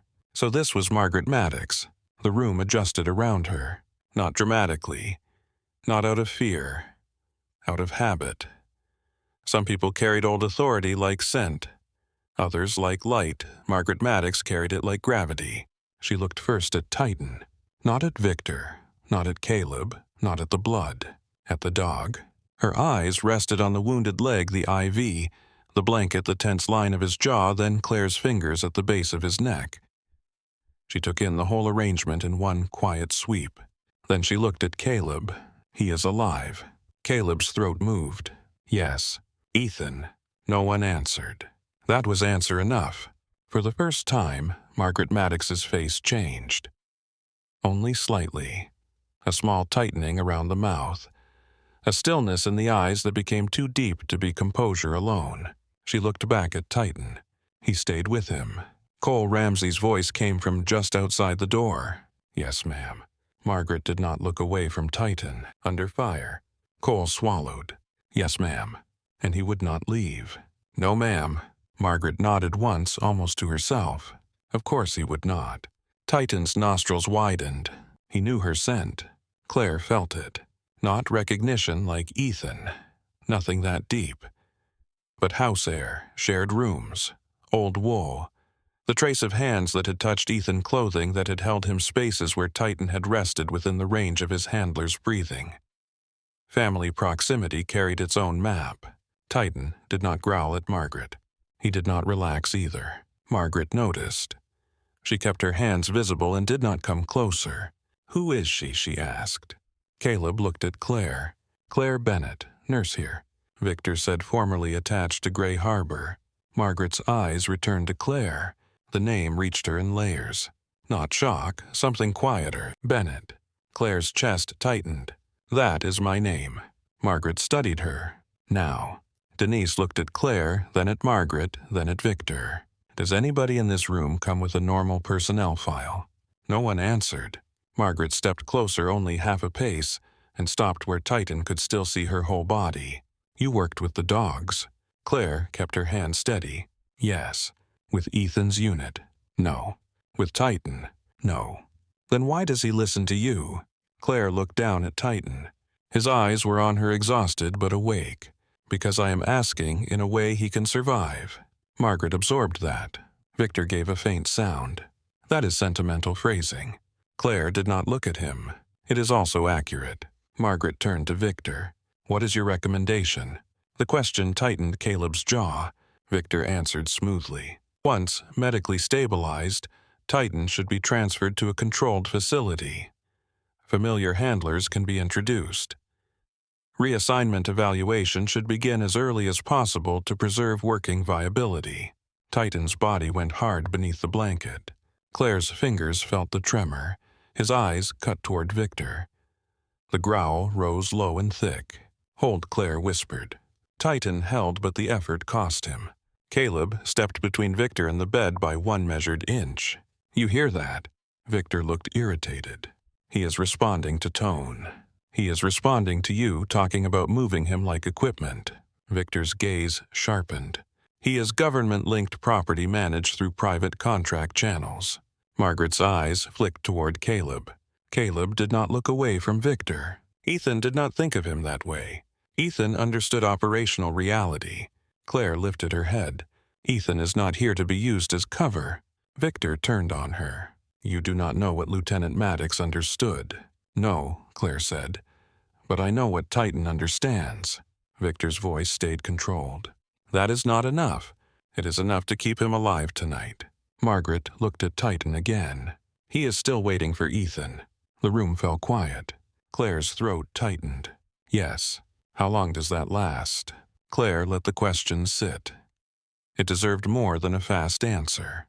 With a bond this deep, it does not end because someone confirms death. He will adjust in fragments. Scent loss. Routine loss.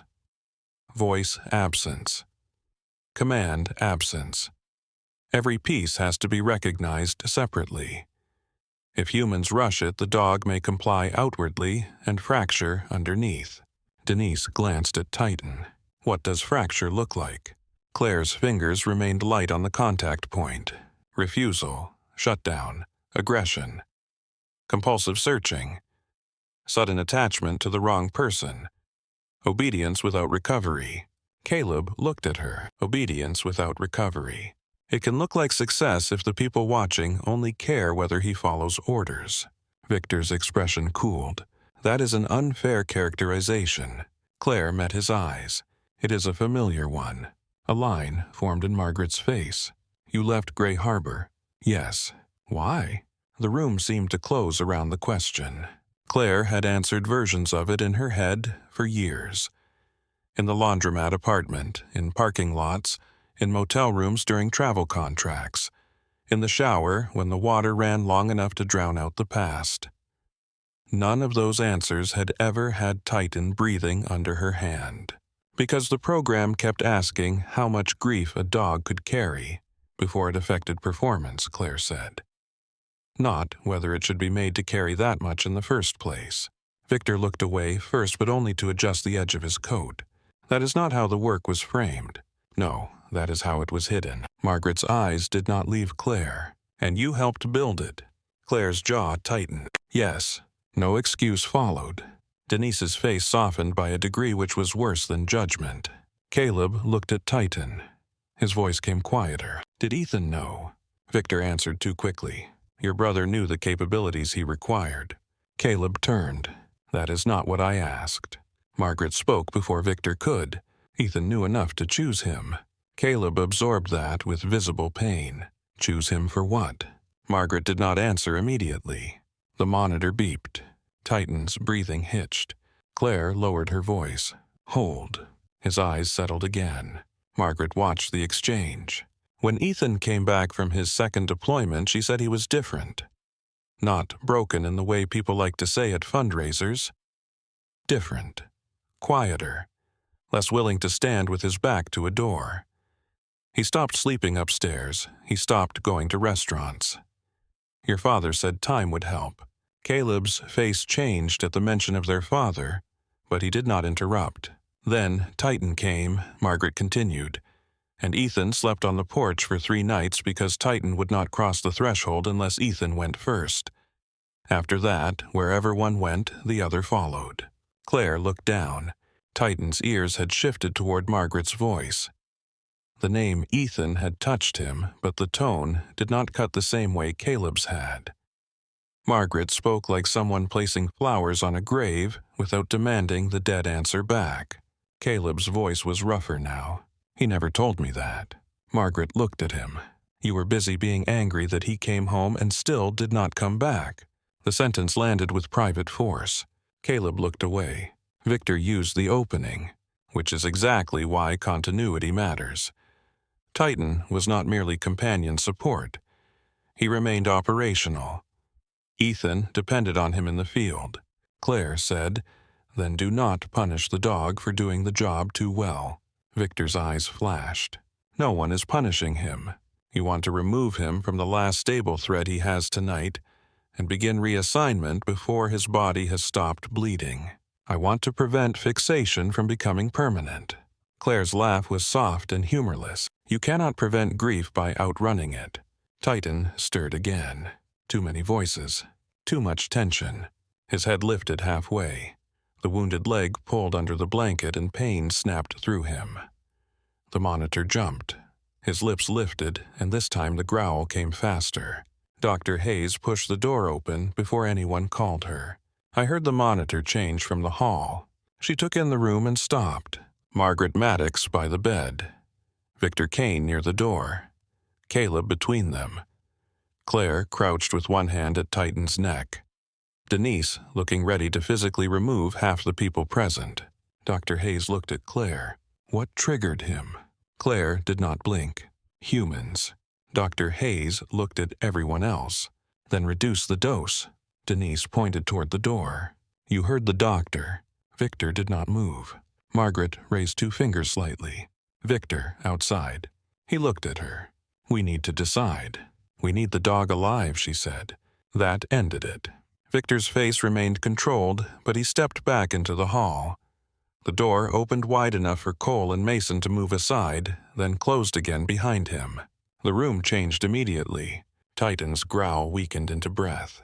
Claire whispered, "Would hold." Dr. Hayes checked the dressing and the monitor. Pressure spike from stress. Dressing still holding. She looked at Margaret. I do not know what authority you are used to having, but in this room his condition comes first. Margaret inclined her head. Understood. Dr. Hayes seemed almost annoyed by the lack of resistance. Good. She adjusted the line-checked Titan's gums and stepped back. He needs quiet. Denise looked at Caleb and Margaret. That means not the kind of quiet where rich people whisper threats. Caleb almost smiled. It vanished before it fully formed. Margaret looked at Denise. You speak plainly. I'm tired. That may be why. Dr. Hayes left again, but this time she kept the door cracked open. A warning, a promise. Only 4 people remained close to Titan. Claire, Caleb, Margaret, Denise. The smaller room finally began to feel less like a command conflict and more like a place where a living creature might continue breathing. Margaret looked at Claire. What does he need tonight? Continuity, Claire said. Meaning you. Meaning no sudden change. Right now, that includes me. Caleb's eyes lifted. Can someone else learn it? Yes. How fast? Claire hesitated. Titan's cheek was still near her wrist. His body was exhausted, but his mind returned to her each time the room shifted. That was dangerous in its own way. A bridge could become a crutch if everyone mistook temporary acceptance for healing. Not tonight, she said.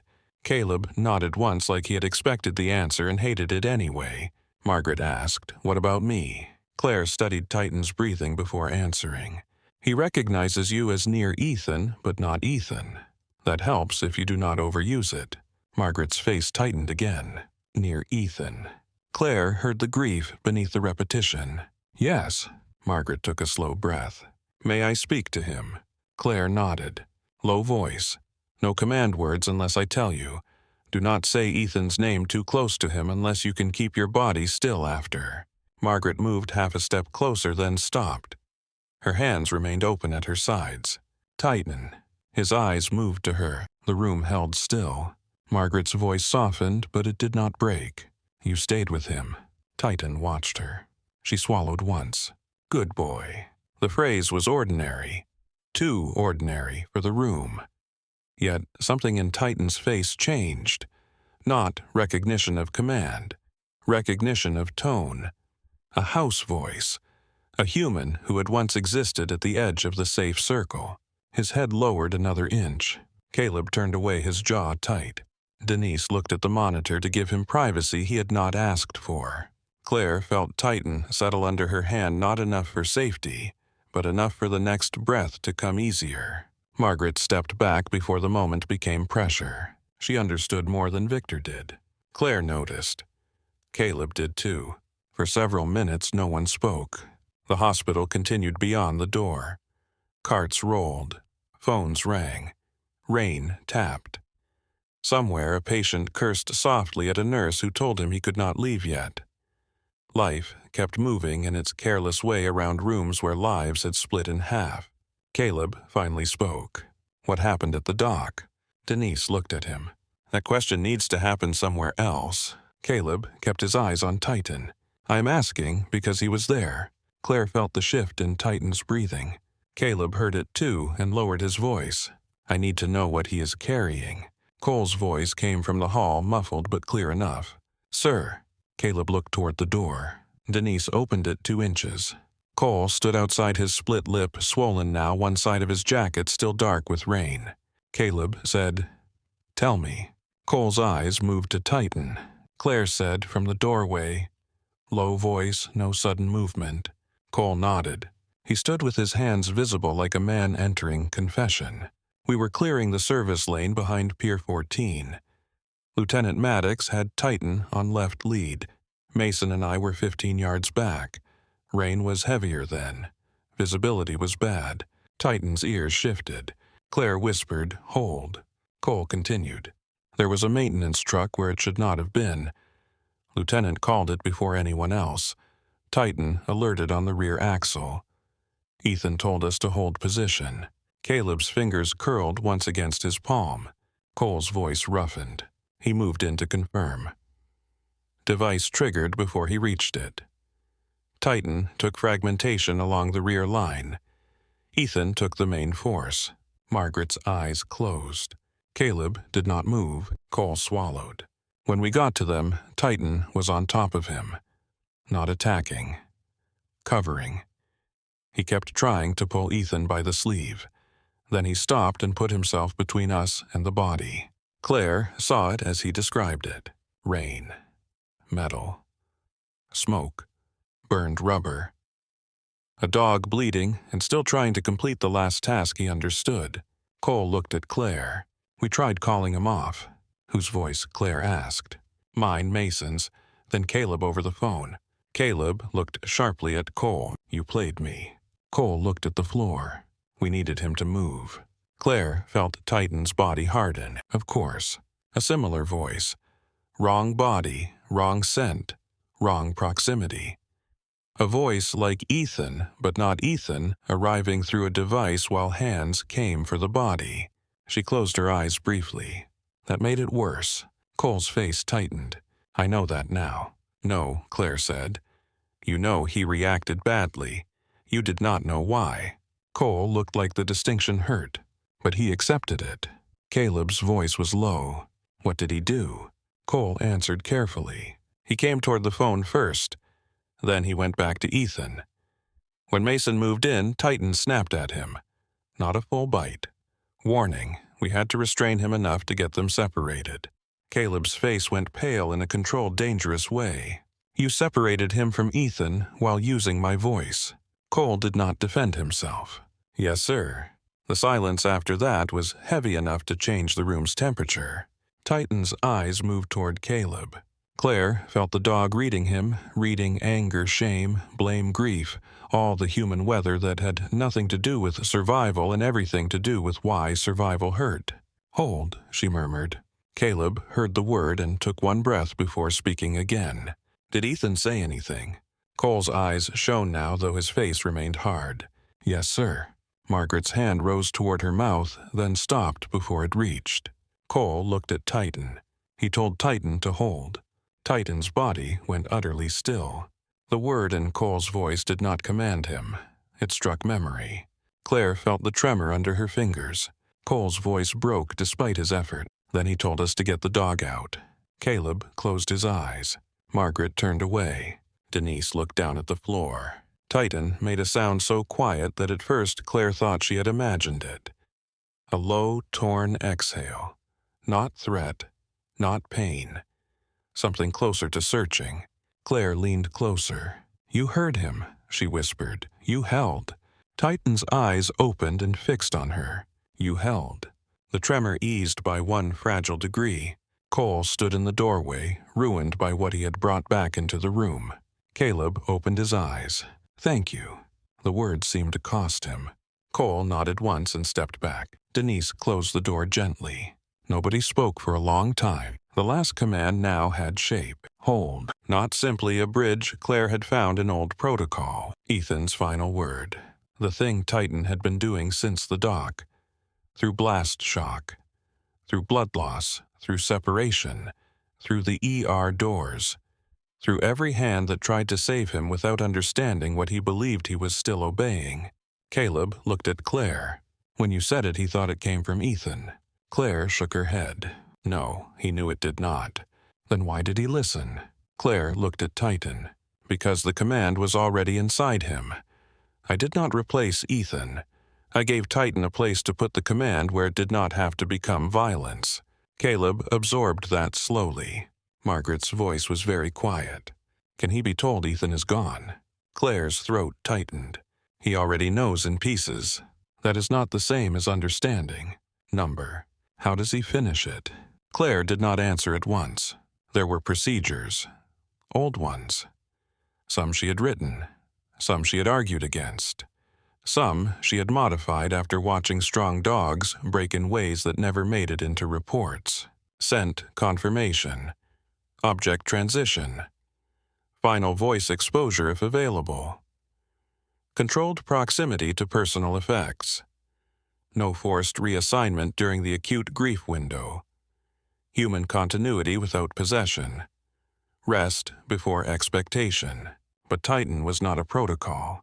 He was a living creature with Ethan's last command still burning through him. Claire said he needs proof that does not feel like theft. Caleb looked toward the door. Ethan's gear is still at the dock. Victor's voice came from outside, colder now. Evidence control has it. Denise opened the door before Claire could stop her. Victor stood beyond it, too close. He had heard enough. Caleb turned toward him. You were listening. Victor did not pretend otherwise. I was preventing sentiment from making critical decisions. Titan's head lifted. The room tightened. Claire's voice came low and firm. Hold. Victor looked at Titan, then at Claire. You are creating dependency. Claire stood slowly, keeping one hand on Titan as she rose. Her knees ached. Her back protested. She ignored both. No, she said. I am preventing panic from being mistaken for disobedience. Victor stepped into the room. Titan's growl rose immediately. Caleb moved between them. Stop. Victor's eyes stayed on Claire. You know what happens if this is mishandled. Attachment displacement. Handler confusion. Defensive fixation. You may think you are being kind, but kindness without structure can damage him just as badly. Claire did not look away. For once, you are not wrong. That surprised him. She continued. But structure is not the same as control. And recovery is not the same as reassignment. Victor's jaw tightened. The program exists because sentiment failed in the field. The program failed because it treated grief as a delay. Margaret spoke then, quiet but final. Enough. Victor looked at her. She stepped closer to Titan's bed, still careful, still visible. My son died tonight. This dog stayed with him. This nurse kept him alive. I am not interested in preserving anyone's theory of command at the expense of the only witness who cannot speak for himself. Victor's face hardened. You are letting emotion dictate strategy. Margaret's eyes were dry now. No, I am letting death clarify priority. Caleb looked at his mother with something like surprise. Claire felt Titan ease under her hand. The room had chosen a center. Not Victor, not the program, not even the Maddox name. The living body on the bed. Dr. Hayes appeared in the doorway again, drawn by the raised voices. She looked at Victor. You again. Denise said he multiplies when unattended. Dr. Hayes entered and checked the monitor. His numbers are worse when you're in the room. Victor looked at her. That is hardly clinical evidence. Dr. Hayes pointed at the monitor. That is a machine disagreeing with you. Denise opened the door wider. Out. For a moment, Victor looked like he might refuse. Then Caleb stepped closer. You heard her. Victor studied him. Something passed between them, old and not affectionate. This will not remain contained here. Caleb's voice was flat. Nothing about tonight is contained. Victor left. Denise shut the door. The room settled again, though not fully. There was no returning to before. Too much had been named. Dr. Hayes checked Titan's dressing one more time. He needs rest more than discussion. Claire nodded. I know. Dr. Hayes looked at her. You need water. I am fine. You are pale, shaking, and lying badly. Denise moved before Claire could refuse and brought a paper cup from the sink. Claire took it with her free hand. Her other remained on Titan. The water tasted metallic from the hospital plumbing. She drank anyway. Caleb watched her. You cannot sit like that all night. Claire lowered herself into the chair beside the bed, maintaining contact as smoothly as she could. I can sit worse. Denise muttered, that I believe. Margaret remained near the foot of the bed, her posture composed, but her eyes fixed on Titan. After a moment, she reached into her coat and removed a small object. A folded leather collar. Old, dark, worn soft at the edges. Caleb went still. Is that Ethan's? Margaret nodded. He left it at the house 2 weeks ago. Said Titan had outgrown it, but he did not throw it away. Claire looked at the collar. Titan had already caught the scent. His head lifted, not sharply this time, slowly. The room stopped breathing with him. Margaret held the collar where he could see it, but she did not extend it toward him. Claire said, place it on the bed, not near his face. Let him choose. Margaret obeyed. She laid the collar near Titan's front paws, just within scent range. Titan stared at it. His nostrils widened. Then he moved his head 1 inch closer. Pain trembled through him, but he did not retreat. Claire kept her voice low. That is yours to find. No one is taking it. Titan breathed in. The change that moved through him was small and devastating. His eyes softened at the edges, then sharpened again, as if the scent opened a door he both needed and could not bear. He touched the collar with his nose. A broken sound left him. Caleb turned away. Margaret's face finally cracked. Not fully, not loudly. One hand covered her mouth, and her eyes filled. And for one brief second she was not the Maddox matriarch. Not old Charleston gravity. Not a woman trained to contain loss. She was a mother standing beside the last creature who had felt her son alive. Claire looked down at Titan. His cheek pressed into the leather. He did not sleep. He did not calm. But he stopped searching the room for the body that was not there. For the first time, the proof of Ethan did not come through a stranger's hands. It came through scent. Through something offered and left alone. Claire felt the smallest shift beneath her fingers. Not release. Recognition. Denise checked the monitor softly. Pressure is holding. Dr. Hayes stood silent by the door. Caleb turned back, eyes red but controlled. What now? Claire watched Titan breathe against the old collar. Now nobody asks him to become anything else tonight. Margaret lowered her hand. And tomorrow? Claire did not answer quickly. Tomorrow would bring questions. Ownership, custody, treatment plans, surgical consults. Maybe media if the Maddox name leaked. Victor would return with documents and people who wore polite shoes and carried legal authority. Dr. Hayes would demand answers. Denise would stand in front of anyone she disliked on principle. Caleb would have to decide whether he wanted Titan as a symbol responsibility brother or witness. But Titan had only one job left tonight: survive without being stripped of the command that had kept him alive. Claire said tomorrow starts only if he makes it through now. Caleb accepted that. He pulled the chair from the corner and placed it near the wall where Titan could see him but not feel crowded.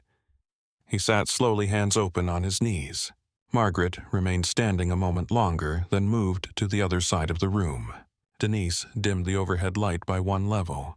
Dr. Hayes left the door cracked. The hospital settled around them.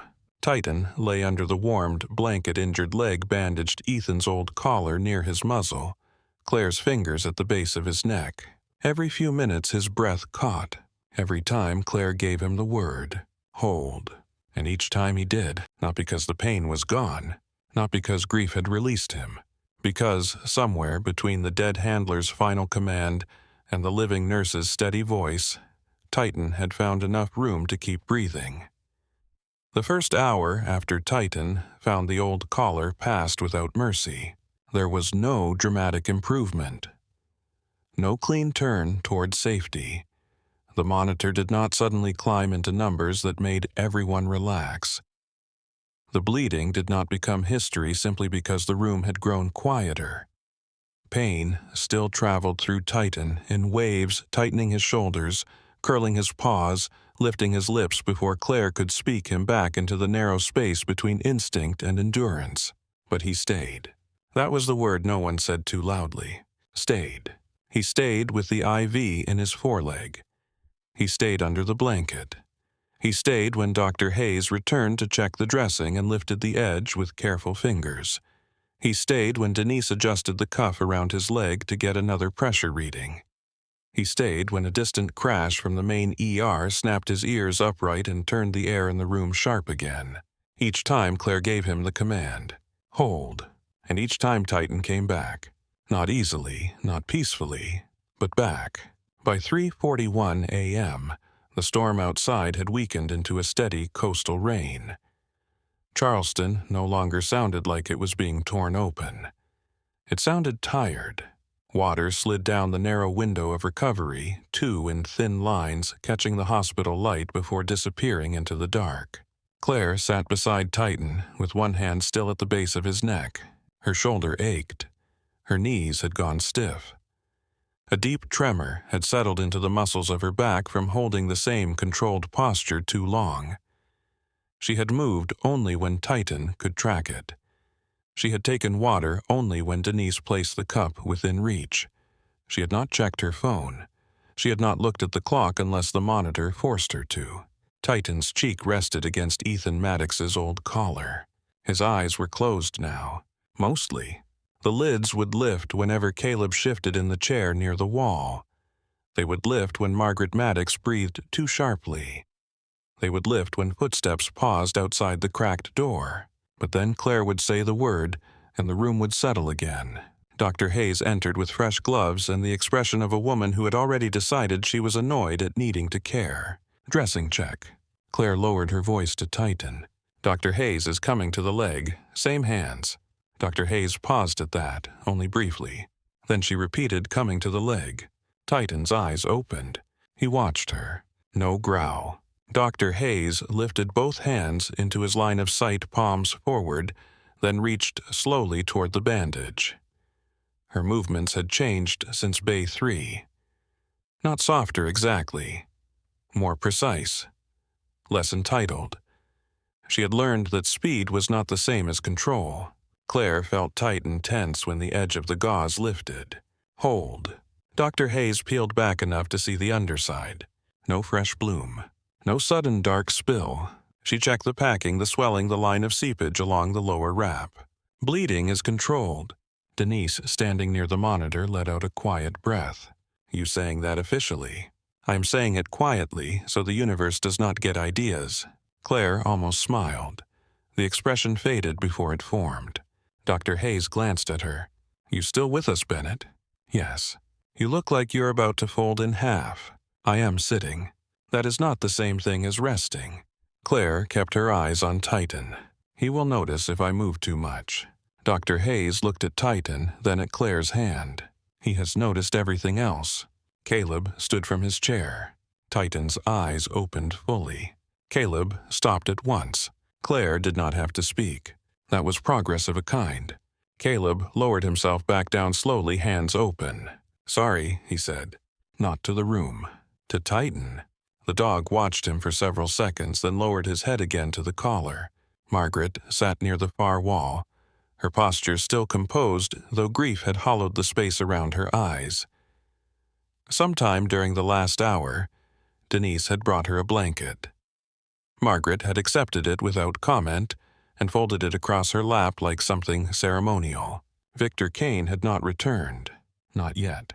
That absence had weight too. Claire did not trust it.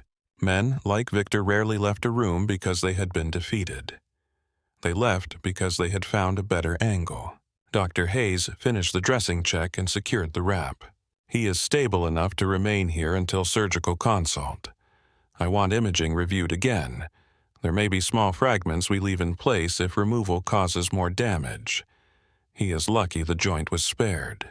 Caleb looked at Titan. Lucky. The word came out flat. Dr. Hayes did not soften her answer. "Alive is lucky tonight." Caleb accepted that with a nod. Margaret asked, "Can he sleep?" Dr. Hayes looked at Claire before answering. "He can rest. Full sedation is risky with his pressure and his stress response. Pain control in small doses. Low stimulation. Consistency," Denise said. "That word keeps coming up," Claire murmured. "Because it is what he lost." No one answered. The room understood too well. Dr. Hayes disposed of her gloves and moved toward the door. "I will be back in 20. Denise followed her into the hall. Their voices dropped outside low and practical. Supplies, staffing, documentation, security. The kind of ordinary hospital talk that kept the strange from swallowing the necessary. Inside the room, Caleb looked at Claire. "You said he needs proof that does not feel like theft." Claire's hand stayed steady. Yes, the collar helped. It did, but not enough. Claire looked at Titan's closed eyes. "Nothing will be enough tonight." Caleb absorbed that quietly. Margaret turned the ring on her finger once. "There may be something else." Caleb looked at her. "What?" Margaret's gaze remained on Titan. "Ethan sent me a message yesterday morning. I did not listen to all of it." Caleb's face tightened. "Why not?" "Because he began by saying he was fine." The silence after that was small and painful. Margaret continued. "When your brother began a message by saying he was fine, he was usually about to tell me something I could not change." Caleb looked at the floor. "Do you still have it?" Margaret nodded. Claire felt Titan's breathing shift, not from the words, from the change in Margaret's body. Her grief had sharpened. Her heart had likely sped up. Titan heard the room before the room heard itself. Claire whispered, "Hold." His eyes opened halfway. Margaret reached slowly into her coat pocket and removed her phone. Titan's head lifted. The phone mattered. Claire felt it instantly, not the object itself, the memory attached to it. Cole had said they used Caleb's voice over the phone at the dock. The wrong voice through a device, hands moving in, Ethan's body taken away. To Titan, a phone was not neutral anymore. "Stop," Claire said. Margaret froze. Caleb went still. Claire watched Titan. His ears were forward. His pupils had narrowed. His breathing turned shallow and fast. "Put it on the chair," Claire said. Slowly. "Do not bring it toward him." Margaret obeyed. She lowered the phone onto the chair beside her and withdrew her hand. Titan stared at it. A growl started. "Hold," Claire said. The growl did not vanish. Claire looked at Caleb. "Did they play your voice from a phone near him?" Caleb's jaw tightened. "Yes." "Then he may connect the device with separation." Margaret closed her eyes. "I did not know." "I know?" Claire leaned closer to Titan. "You see it. Nothing hidden. No hands coming after." Titan's nostrils flared. His eyes stayed on the phone.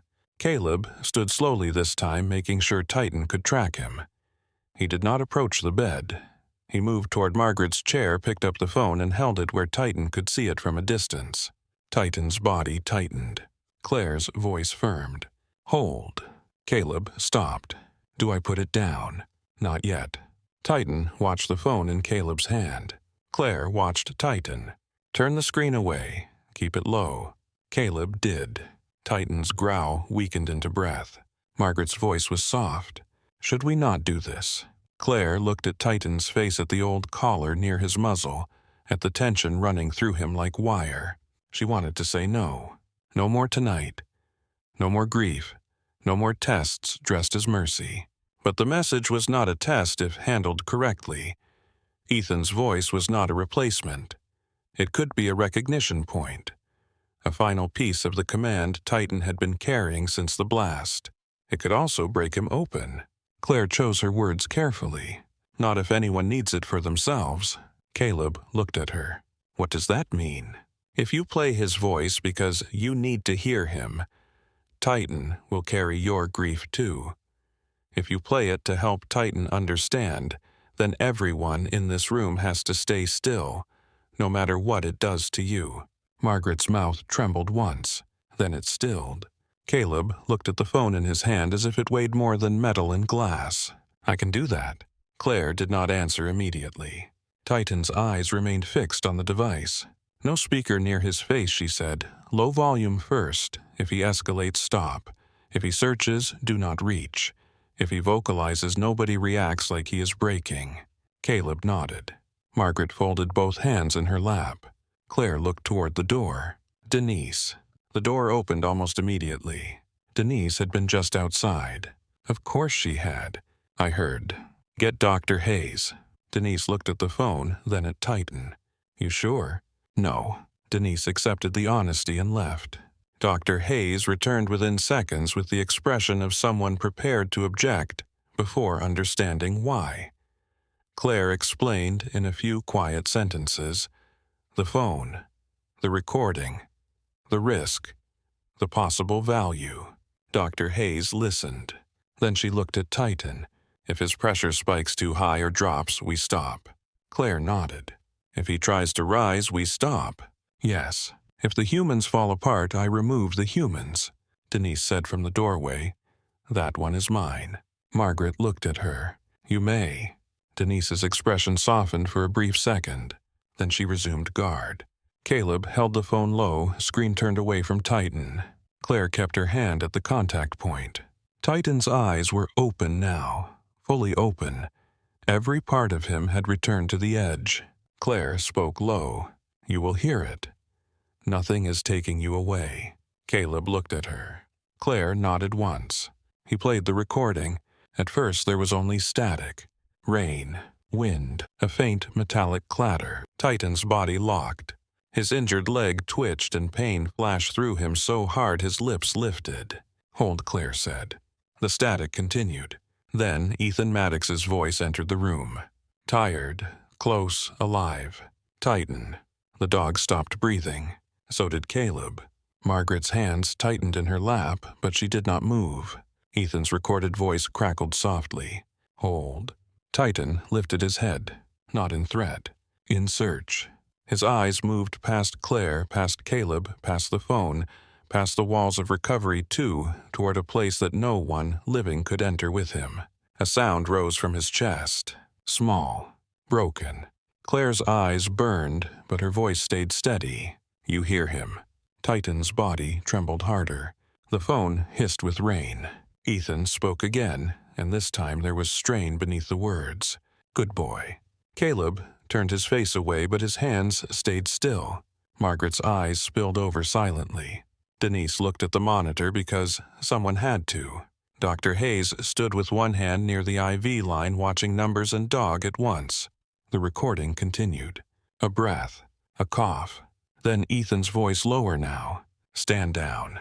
Titan's head jerked. The command hit different. Hold had kept him at the dock.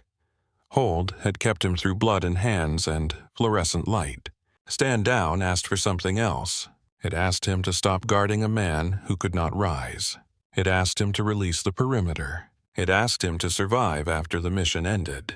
Titan's mouth opened. The sound that came out of him was not loud, but it filled the room more completely than a scream could have. It was grief stripped of language. It was a search that had found the door closed. It was loyalty meeting absence and refusing for one last second to understand. Claire leaned close, her hand steady, though her whole body wanted to shake. "You held," she whispered. "You did. You held." Titan's eyes found hers. The phone crackled. Ethan's voice came one final time, almost swallowed by rain. "Homeboy." The recording ended. No one moved. Titan stared at the space where the voice had been. Then his strength seemed to leave him all at once. His head lowered not to the mattress but to the old collar. He pressed his muzzle into the leather.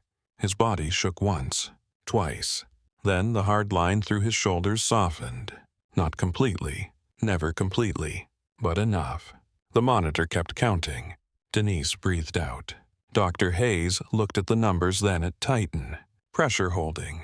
Caleb lowered the phone as if it might shatter. Margaret covered her mouth with both hands and bowed her head. Claire kept her fingers in place. Titan exhaled. Long, uneven. Then he closed his eyes.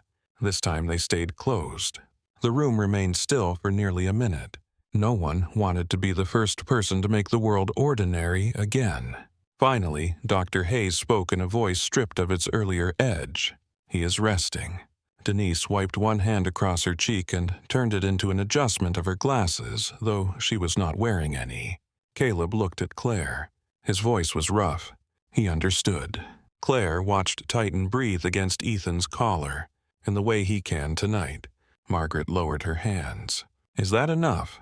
Claire's answer came quietly. "For tonight, enough is not breaking him." Caleb nodded once slowly.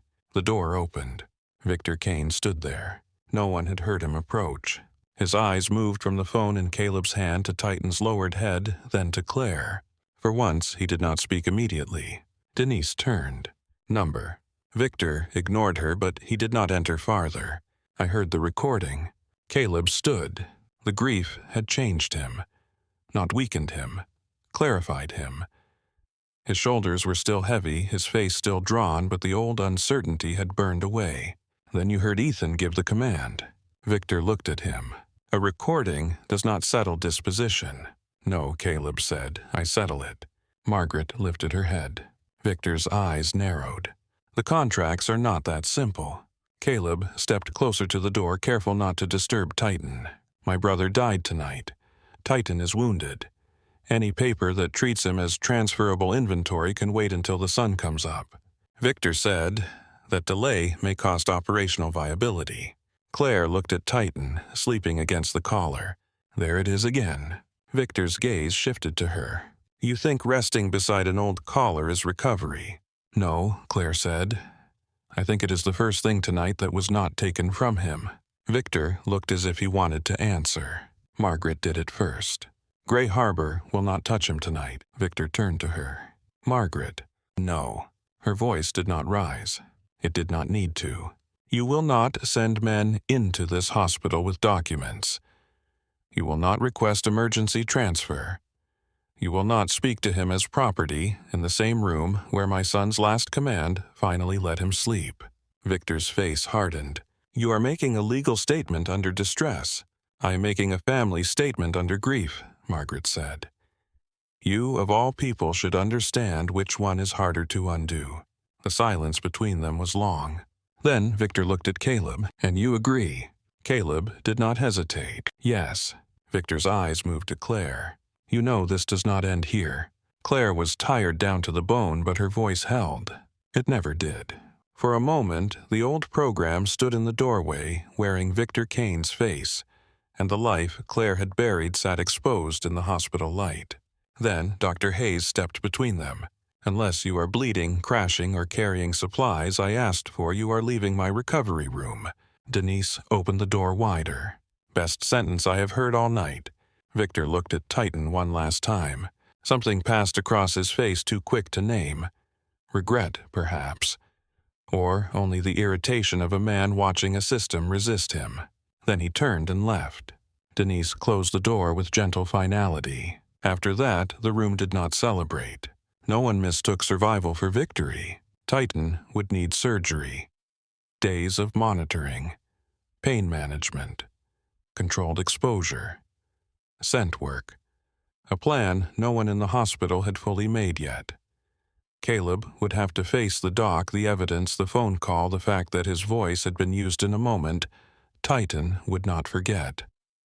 Margaret would have to leave this room eventually and enter a world where Ethan Maddox was officially dead. Claire would have to answer Dr. Hayes' Denise, and perhaps people far worse than either of them. But none of that entered the room for several minutes. There was only breathing, the dogs, the living humans, the slow, stubborn rhythm of those who had made it through the first impossible hour. Caleb returned to his chair near the wall. He sat slowly, hands open on his knees again. Margaret remained at the foot of the bed, her eyes on Titan. Dr. Hayes checked the monitor one more time and then dimmed the room another level. Denise leaned close to Claire. "You all right?" Claire almost gave the old answer. "I'm fine." It came to her automatically polished by years of use. Instead, she looked at Titan. "No." Denise nodded. "Good, that one sounded true." Claire's throat tightened. Denise placed a hand briefly on her shoulder, then removed it before the gesture could become too much. "Do not fall out of that chair." "I will try not to." "That is also not comforting." Claire looked at Titan's sleeping face. His muzzle rested on Ethan's old collar. One paw twitched in a dream or pain, then stilled when Claire's fingers shifted against his neck. She did not say the command this time. He did not need it. Not for that breath. Outside the window, the rain thinned further. The first colorless hint of morning had begun to press against Charleston's rooftops, not dawn yet, but the promise of it. Harborview Memorial still hummed with wounded people, tired staff ringing phones and machines that did not care how long the night had been. Inside recovery, 2 Titans slept, not healed, not free, but no longer fighting every hand that tried to keep him alive. Caleb looked across the bed at Claire. "What happens when he wakes?" Claire watched the dog breathe. "We do not pretend the night never happened," Margaret said softly. And after that, Claire thought of Project Gray Harbor, of clean conference rooms, of dead handlers turned into case notes, of dogs called assets because the word animal might invite responsibility and the word soldier might invite shame. Then she thought of Titan, pressing his muzzle into Ethan's collar, obeying the last command not because he had been forced, but because someone had finally let him understand what it meant. Claire answered without looking away. "After that, we earn whatever trust he can still give." Caleb lowered his head. Margaret closed her eyes. Denise stood guard at the door. Dr. Hayes watched the monitor. And Claire Bennett, who had spent years becoming invisible, stayed beside the wounded Navy K-9 as morning slowly found Charleston. Her hand remained steady at the base of his neck. Ethan's collar lay beneath his muzzle. The final recording sat silent in Caleb's palm. The command had ended. The loyalty had not. But for the first time since the blast at Pier 14, Titan was no longer holding the line alone.